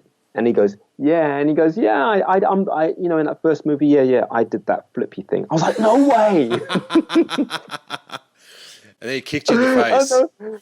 Yeah, I'm stood there talking to the guy who's one of the main reasons from that one stunt as to why I love Captain America and just the grit and just the realism of this character. So I'm like, okay, that's cool. I'm like, wow. And so later on that day, I was talking to Ian White. He stunt doubles for Jonas sometimes, and he's in the more that white furry thing that was in Rogue One. Oh, like Murok or something. Yeah. That's not the right yeah. name, but he had an action figure. Yeah. Yeah, and he's also in that Corellian Breakout. So yeah, I think he stood behind Anthony Daniels when Anthony Daniels is saying, come on, let's go, or something. But I was stood there talking to him in Spain, and I was telling him about this moment that I just had with a stunt guy, and he starts laughing, and he's like, yeah, those things, they're amazing when they happen. It's really surreal, isn't it? I was like, yeah. Now about 2 hours later, we're chilling, we're having lunch. I'm just stood there chatting in the sand, and then he's talking about his basketball days because he used to play basketball. I'm like, oh, okay. And he says, yeah, I used to play for the London Towers. And I'm like, I know the London Towers. Okay. Right. And he says, yeah. And it was amazing because, we would always showcase these up-and-coming bands at half-time. Oh. I'm like, so I'm like, okay. I'm like, right. And then he goes, yeah, and we were managed by this guy. And I can't remember what the guy's name was. And I said, I know that dude. I said, you do know that we've probably met each other twice. And he was like, what do you mean? I said, well, my band performed at your halftime. Yeah, twice. Right? And he's like, what band? Because I don't talk to people about it. I don't mention it. So if someone comes up to me and says, were you in a band? It's kind of like that, right? And so, and I said, yeah, I was in a band called Emanate. And he says, oh, I've got a little something for you. I'm like, yeah, that was the tune. He's like, oh my God. So he's losing his mind, right? So this is twice in the same day, yeah, that we're sharing this experience. It's like, listen, mate, I once paid Prashy's brother, all right? Don't worry about my pop stardom. Yeah, and he's like, we've done how many films together already? I'm like, yeah. So that was one just really surreal moment I'm having on a set that looks like Tatooine, and I'm surrounded by creatures and things and whatever. The next one was wow. It was with Donald Glover. So we gave the cast a little taster of the creatures that they're going to be seeing in the Sabacc room. So we had this little rehearsal and things like that. And they came in and they were looking at it and were just marveling at everything. Just going, wow. And then the next time I ran into Donald was heading onto the soundstage, and we were just chatting, and it was really nice. And I was saying to him about how I just liked his music, Awaken My Love, because that's P-Funk, you know, and he's paying homage to the P-Funk, and I'm down with the P-Funk. And so he's like, yeah, he's like, cool, and everything like that. And so he went inside, and then about 10 minutes later, I followed up and I went in, and he hadn't moved from the point where he was stood when he went in, because he was watching. You know, on Dryden Boss's yacht, there's a goblin. There's a little tiny goblin, and he stood on the table. Yeah. Right? That's not CGI. Yeah?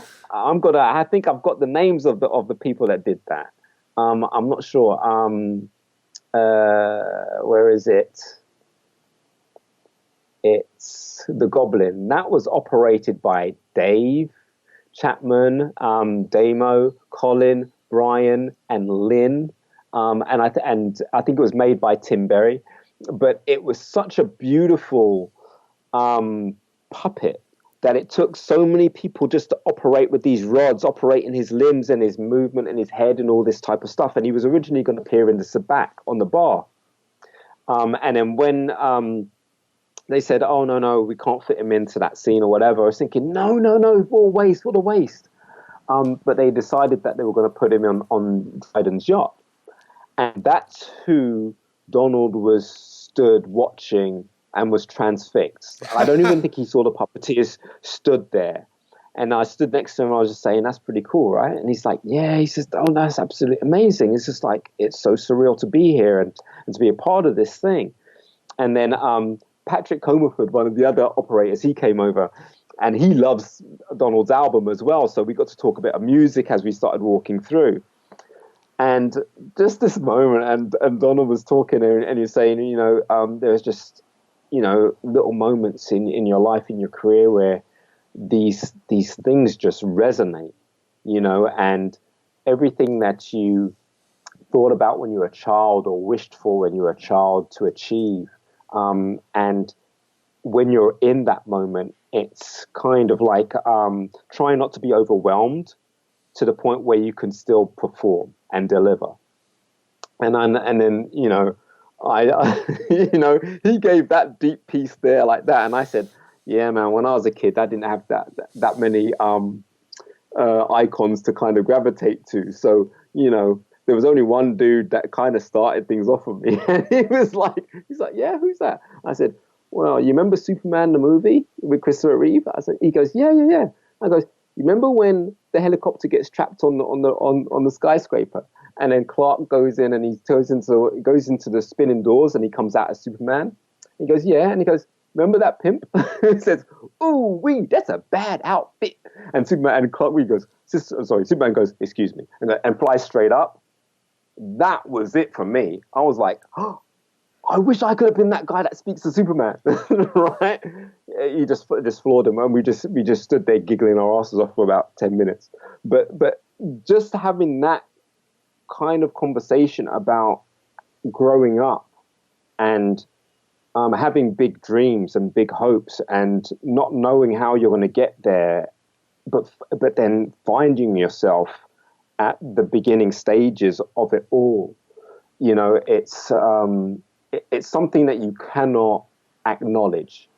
So me having these emotional moments, you know, it's like therapy when I'm speaking to you. Yeah, I don't really get that much time, that much chance to do it on set, but I think that's what resonates with me the most, with all of these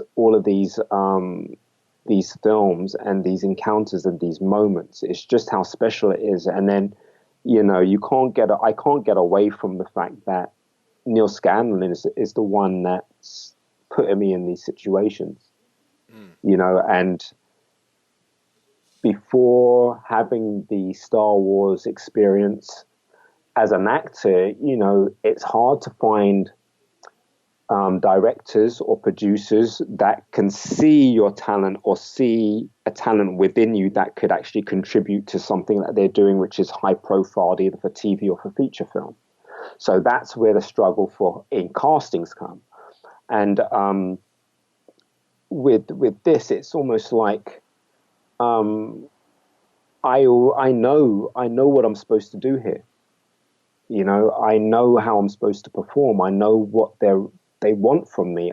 This is Star Wars. I got this, you know, and to have a network of CFX performers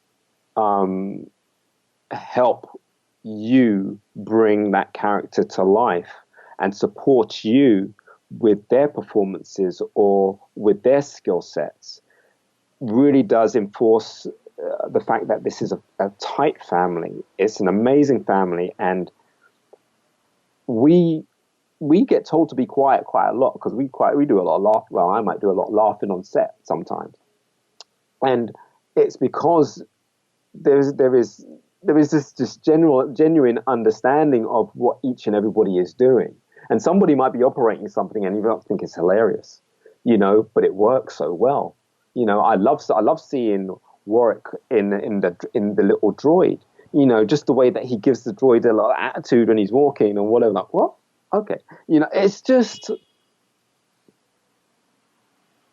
a good place. it's a good place, and that's what Star Wars is about. You know, it's kind of like this joyous ride that we remember going on as children to a certain extent, and each time they release a movie, it's kind of accessing that child within again, just to relive that. Yeah, it's a different story. Yeah, there's different things going on, but you're reliving this either because you want to as an individual, or you're reliving it with the audience and the children around you watching it.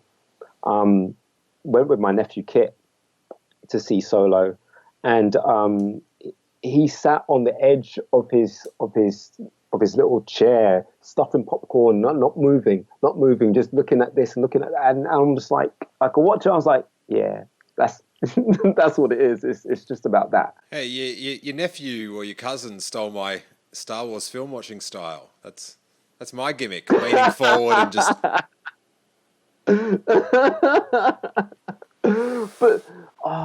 But yes, it's having that kind of vice, that individual vice where you go there for that experience, you know, and you go to just submerge yourself into this world.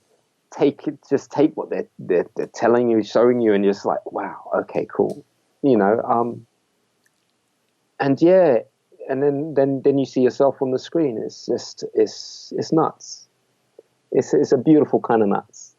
How did Alden appear like on set with the weight of Han Solo? Like, did he seem like more tense than other actors, or were you impressed by how mellow he was? Dude was as composed as they come. Dude is just cool. You know, and it wouldn't surprise me if he had just switched himself off from all the media. And if he didn't, more power to the man. There was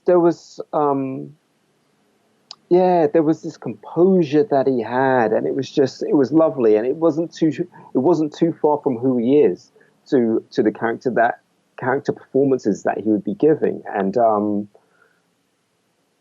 I learned a lot. I learned a lot from just watching how he managed his time and managed himself in the takes, and in between takes. He reads. He was reading, and quite relaxed about just, you know, pull out the chair and he's going to read until they call him over. And, you know, and I went over to him. I think that's when I first introduced myself to him, when we were in Spain.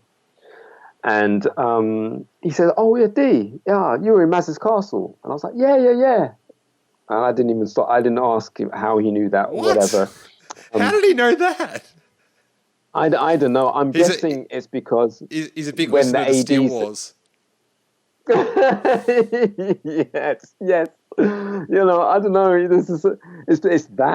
It's that, or it's the fact that ADs every now and again will say, "Oh, can Dee Tails come over? Come get Dee Tails on set, please. Come and get." And at some point, someone's going to say, "Who the hell is Dee Tails?" Yeah. So, you know, I don't know, but that was nice. That was nice. I have found that's a question everyone ends up having to ask themselves: who the hell is Dee Tails? Me too. But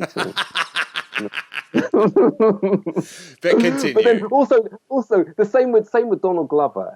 You love the Sabat game. You love that. Great. There was a lot of banter going on. Some of it didn't change too much. Some of it they did kind of ad lib and just catch each other and things like that. It was beautiful.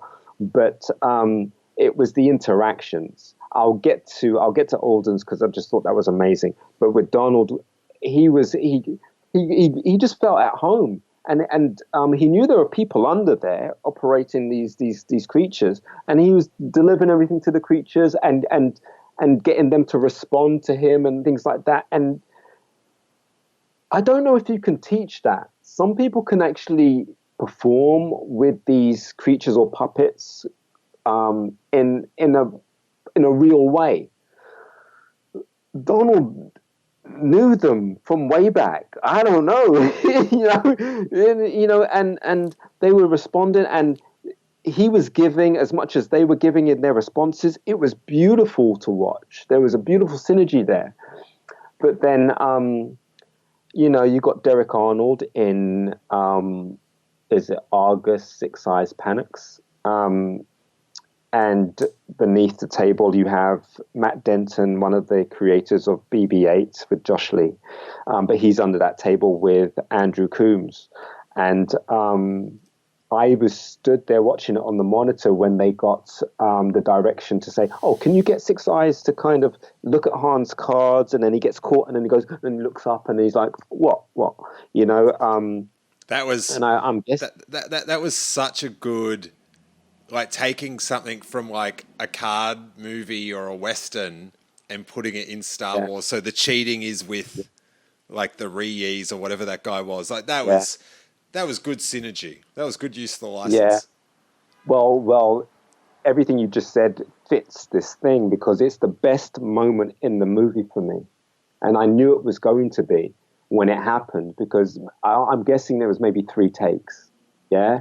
And they hadn't rehearsed it. So everything's rolling and so can we just get that? And Derek's holding up a head that weighs probably more than him. Yeah. And if he leans too far forward, his face is going to hit the deck or to the side or to the back or whatever. And to be able to hold that pose and to do that, and we could be filming for a whole day.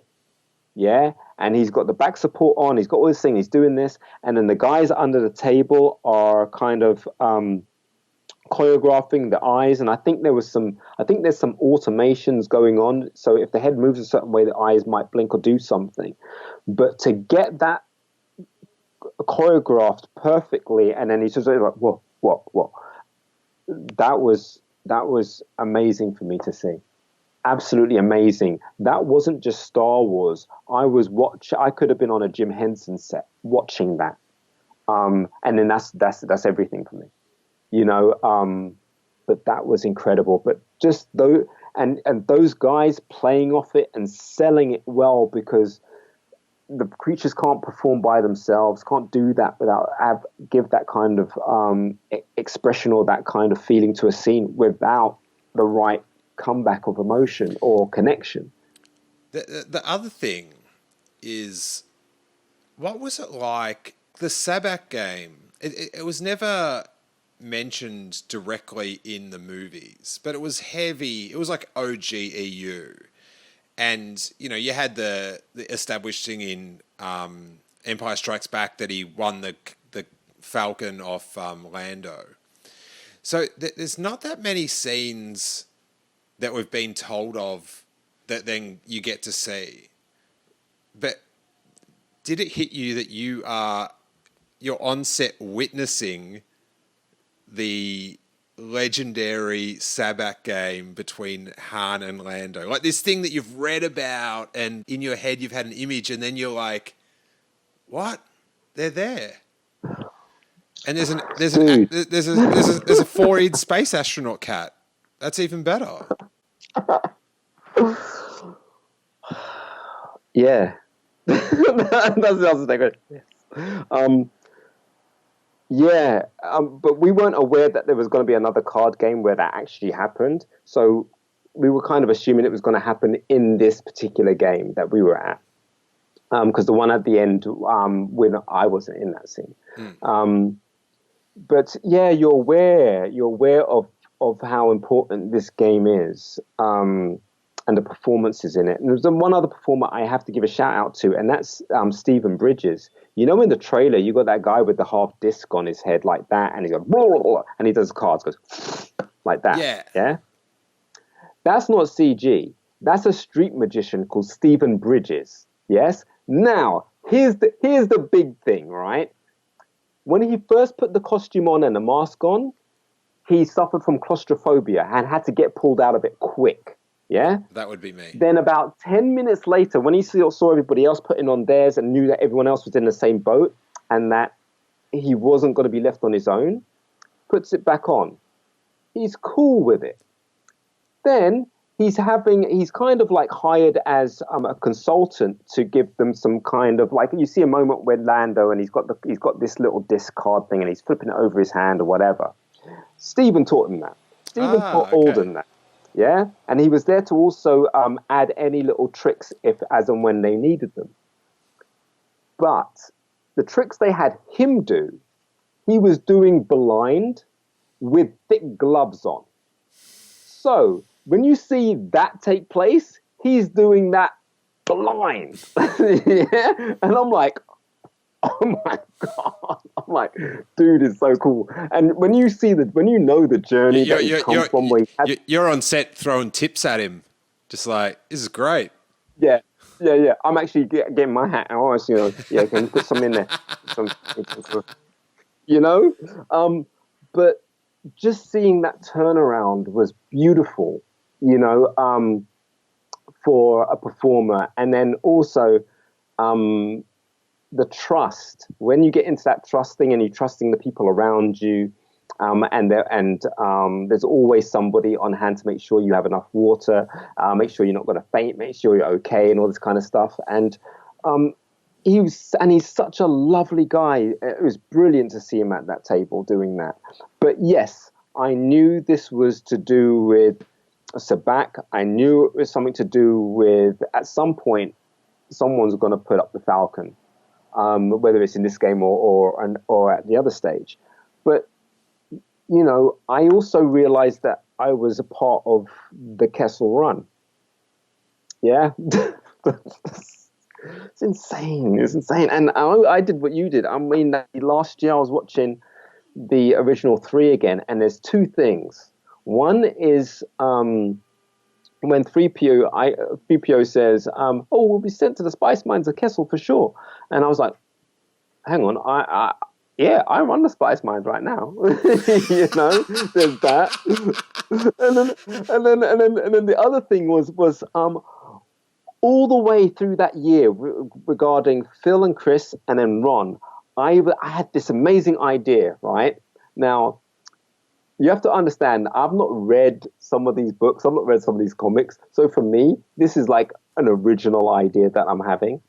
And so I'm like, wouldn't it be awesome that the reason why the Millennium Falcon makes the Kessel Run in 12 parsecs is because it's got an artificial intelligence in there.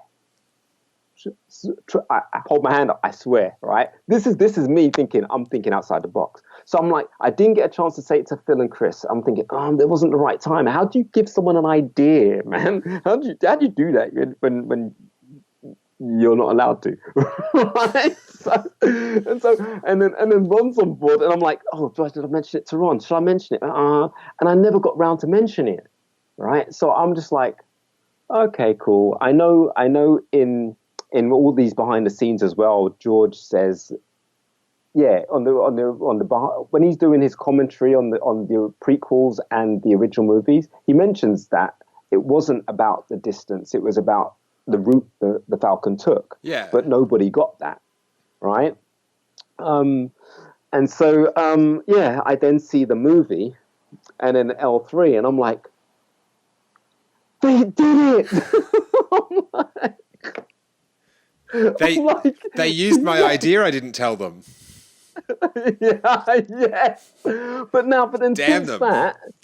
Since then, apparently it is documented in some books or some comics way back that the Falcon is rumored to have maybe 3 droid brains in there or something. I think because I think they just brought out a new book. I think it's called Last Shot, and it sort of jumps through a few different timelines with Han and Lando. Right. And I think they talk about it in there, and I think that's a bit of a, a pre-sizzle for the thing. But, it's cool how, even in Empire Strikes Back, and C-3PO is complaining about how the ship is rude.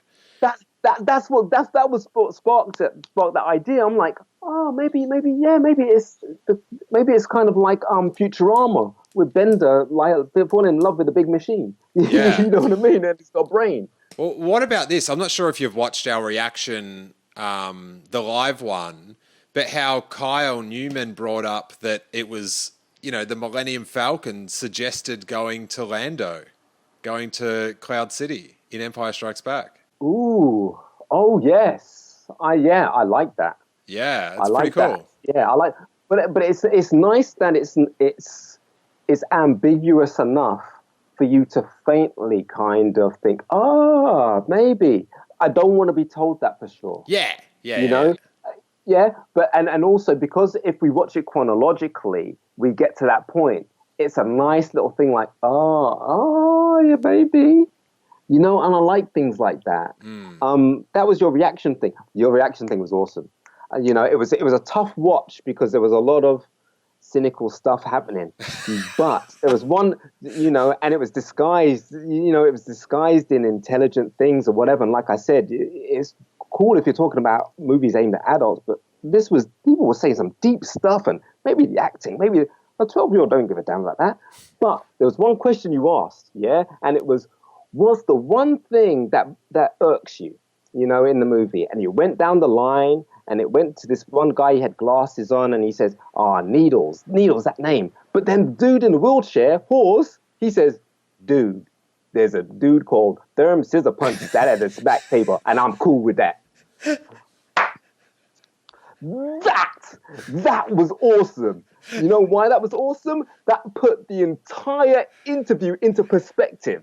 I actually rewound it, and then I was listening to you ask the questions, and it went down the row, and then I paused it when it got to him, and I was like, dude, there's a guy at the back table called Therm Scissor Punch, and I'm cool with that. Right? Next question.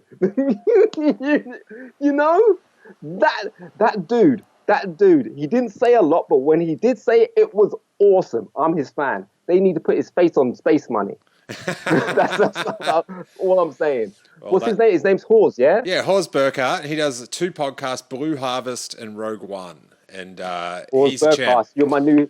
you're a good hero, man. His nickname is the Beard of Knowledge because he knows deep Star Wars. What I really love is like when we chat sometimes, say, oh, wouldn't it be great if that happened? Oh, did you see that? Did you see? Wouldn't it be amazing? I love that kind of chat. Anything else other than that, it's a bit too heavy for me, and it goes in a bit of another direction. Yeah, but I think people, they enjoy it in different ways, and they like to analyze it in different ways, and as long as they're chill, then we'll stay chill. You're trying to be PC now. No, I just think that people react to it in different, like people want to look at it in different like ways, and some people want, when you say the restraining bolts could pop off, right? Yeah. If they didn't, and the droids rioting still had the restraining bolts on, I wouldn't notice. But there's dudes out there and dudettes that's cool. They watch those things, and that's what they're into. They want to see and do you know what I mean? We all look at it in different sort of. Yeah, but that's cool. I like that, but it's when you're analyzing it at all as a critic, when the overview is as a critic, and it's like, well, I'm trying to remember the live show, and if someone said the Kessel run was good, but Kessel, it just needed like a proper villain. And you're just like, oh, that's it. Oh no, I don't mind stuff like that. I took a pen to the heart for that scene. Damn it, space pen. No, I don't mind things like that in terms of taking it personally or anything like that.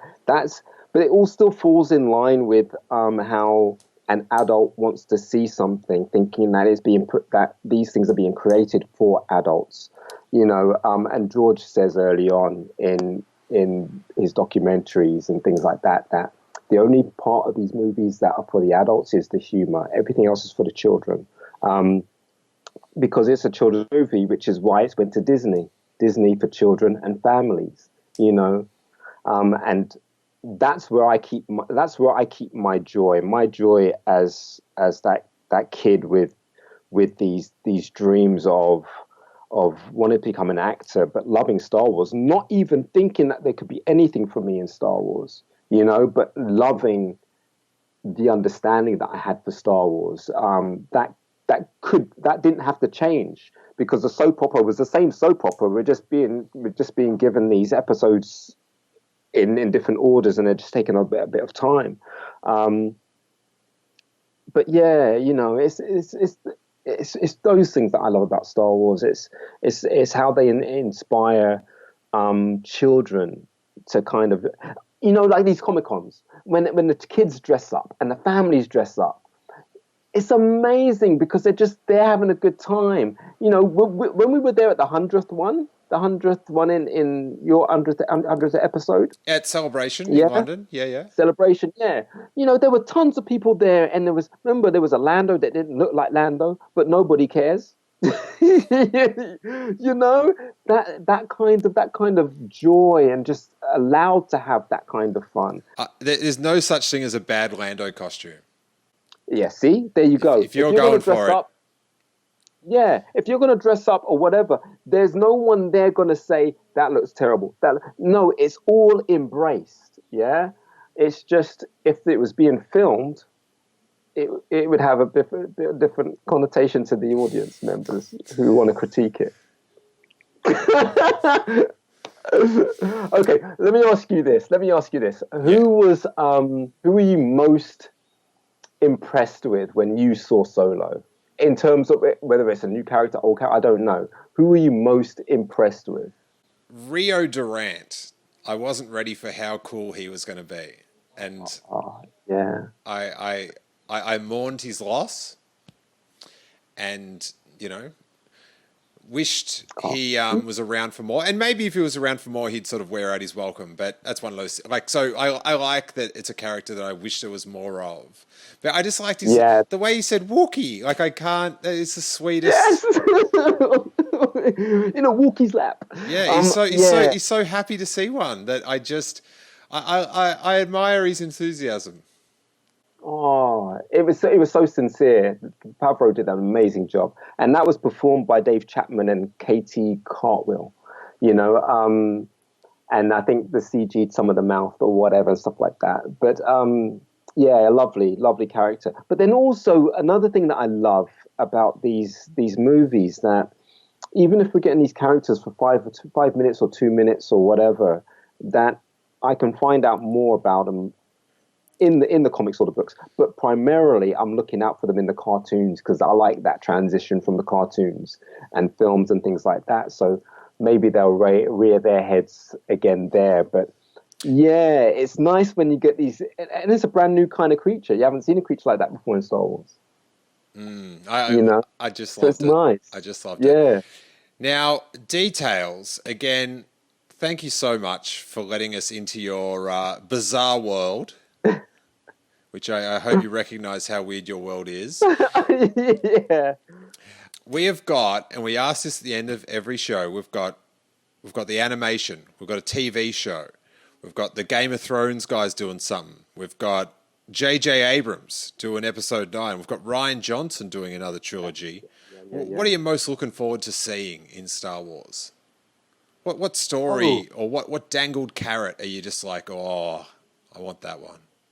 I don't know. I'm excited for Kenobi.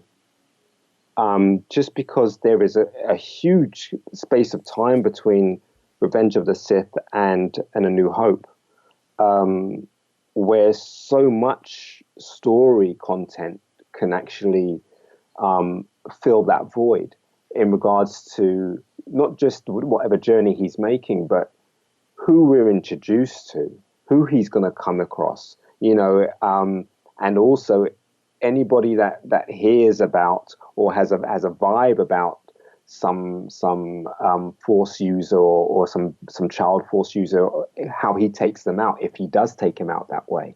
The scope on it is huge. But that being said, I mean, I'm just dying to see Ewan McGregor embody that character one more time on the screen, or a few more times, however they want to do it.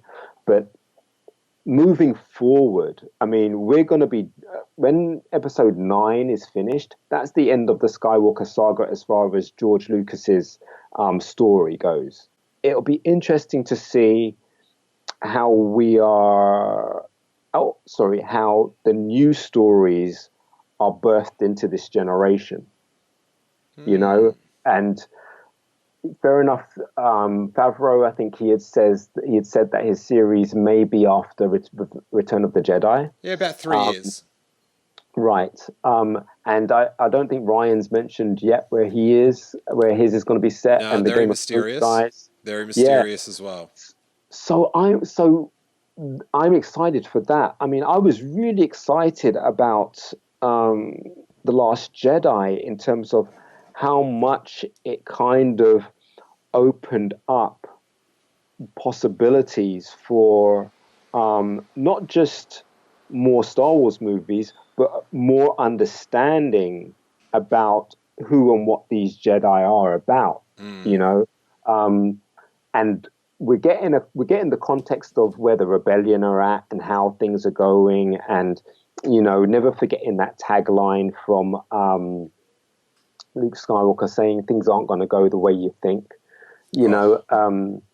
It's just that.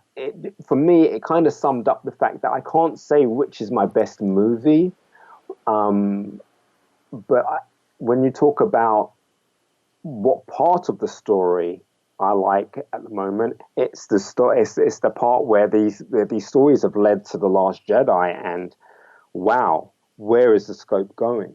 How big, how far, how wide is it going to go?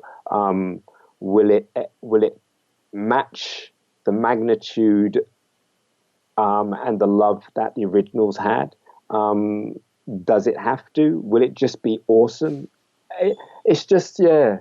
Look at my mind's just ticking. It is. It's just, for me, it's not worth me kind of trying to think too hard about, because I will never guess it. And I like that kind of surprise. Although you did guess a major plot point in Han Solo pretty well.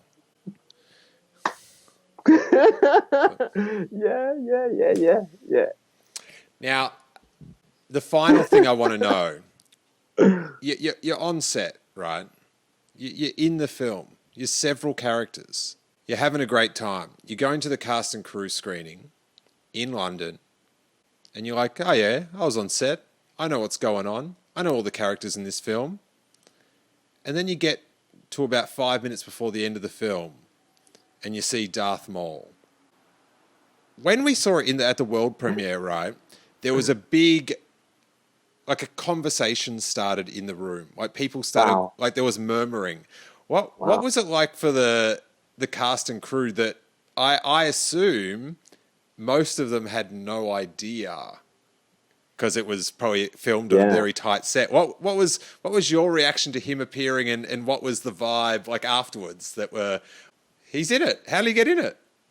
It was, I don't know. There were several kind of emotions going on in that room, and it was me instantly. As soon as I kind of heard that voice and I saw that kind of hologram shape, my eyes wanted to take in the whole frame, and in taking in the whole frame, I noticed the legs, and then when I saw it was Maul, my instant reaction was, Ray Park so deserves that. It was just that. I mean, I've never personally run into him at any of these cons. I don't really do them yet as such, but I know he's always there. I know someone's always posting a picture of him doing a demonstration and things like that, and just showing the fans so much love. And to see him back on that screen when we've already seen, the ending of his arc in Rebels. You know, it's like, oh wow, what part of the story are we actually in here? You know, that was for me. You know, I don't know. I didn't really get that kind of. The conversation was very brief afterwards from everybody else. It's like, that was more. That was more. That was more. Great. But then it was more about, oh, thank goodness that movie turned out okay. We spent a whole year doing that. You know, the relief on production was just like, oh wow, that's good, isn't it? It was brilliant. It was fantastic. It was. Yeah, everyone. Because how is that? Because you know, like people don't. They focus on, you know, the actors and the primary crew and stuff, but for a lot of the people on set, they're just going there to do their job, regardless of how big a Star Wars fan they are. And I feel like they either are, or the excitement sort of gets them. You know, by the end of production, they're feeling the vibe. But I guess there was just sort of like maybe a feeling after the cast and crew screening of like, hey, we got it done. There's a film. It's pretty good. Yeah, pulled it together. And then also, I'm not even sure. There were some people in production that were there for the whole duration. Some people that were there until their contract ended as to when the film was supposed to end. So they went off to do those jobs, and then other people might have come in. And you know, for me, I would pretty much gamble and bet and say, well, I know Lucasfilm don't believe in failure, so I know it's going to be okay. I know it's going to be pretty sweet. I don't know anybody else who could make that bet. You know, I don't know how much they know or how much they love Star Wars to be able to make a bet like that. So it's kind of like you go to these things, it's like, yeah, I hope. I'm not sure what they're keeping, don't know. But it'd be interesting to see what they end up with. Because don't forget, we don't know the story. In this one, I might have been in more scenes to kind of get an idea. But without the script, it's just a nice set or a nice location, you know. And other than the Kessel run, the Kessel thing, I know about that. The card game, I know there's a card game, but I didn't see anyone win a Falcon. So you know, so you get in pieces like that. So you're kind of working out and trying to say, well, how are they going to do that? How? But yeah, I don't know. It's no,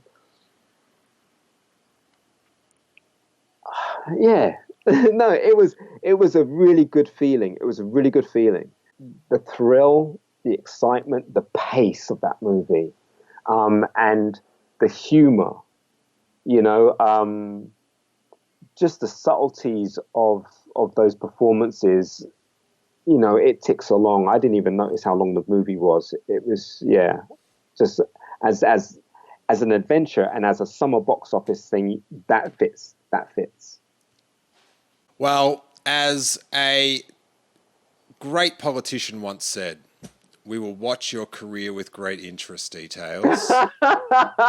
Hang on. Mate, it's always a treat to catch up with you and to be able to share our catch up with everyone. Very nice. You can get that Ignite the Green t-shirt that Dee Tails is wearing at merchostore.com. Special effects. Rad. Well, if you're only listening to the audio version, Dee Tails has got some green laser light over his Ignite the Green t-shirt. And if you're a wrestling fan, you can get my Lucas 1138 t-shirt and merchostore.com. Sweet plug, Dee Tails. You're a real pro. That's why I like working with you, buddy. Where can the good people of the internet track you down on social media? I don't mean to make it sound so aggressive either. Yeah, I know. No, you can find me on Facebook on the details. And the image is Daffy Duck taking a bath in a red cup. And as you do. And you can find me on Instagram under Digital Star, digital_star, or just type in details and you'll see Digital Star and you'll find me there. Mm-hmm. Or even on Twitter.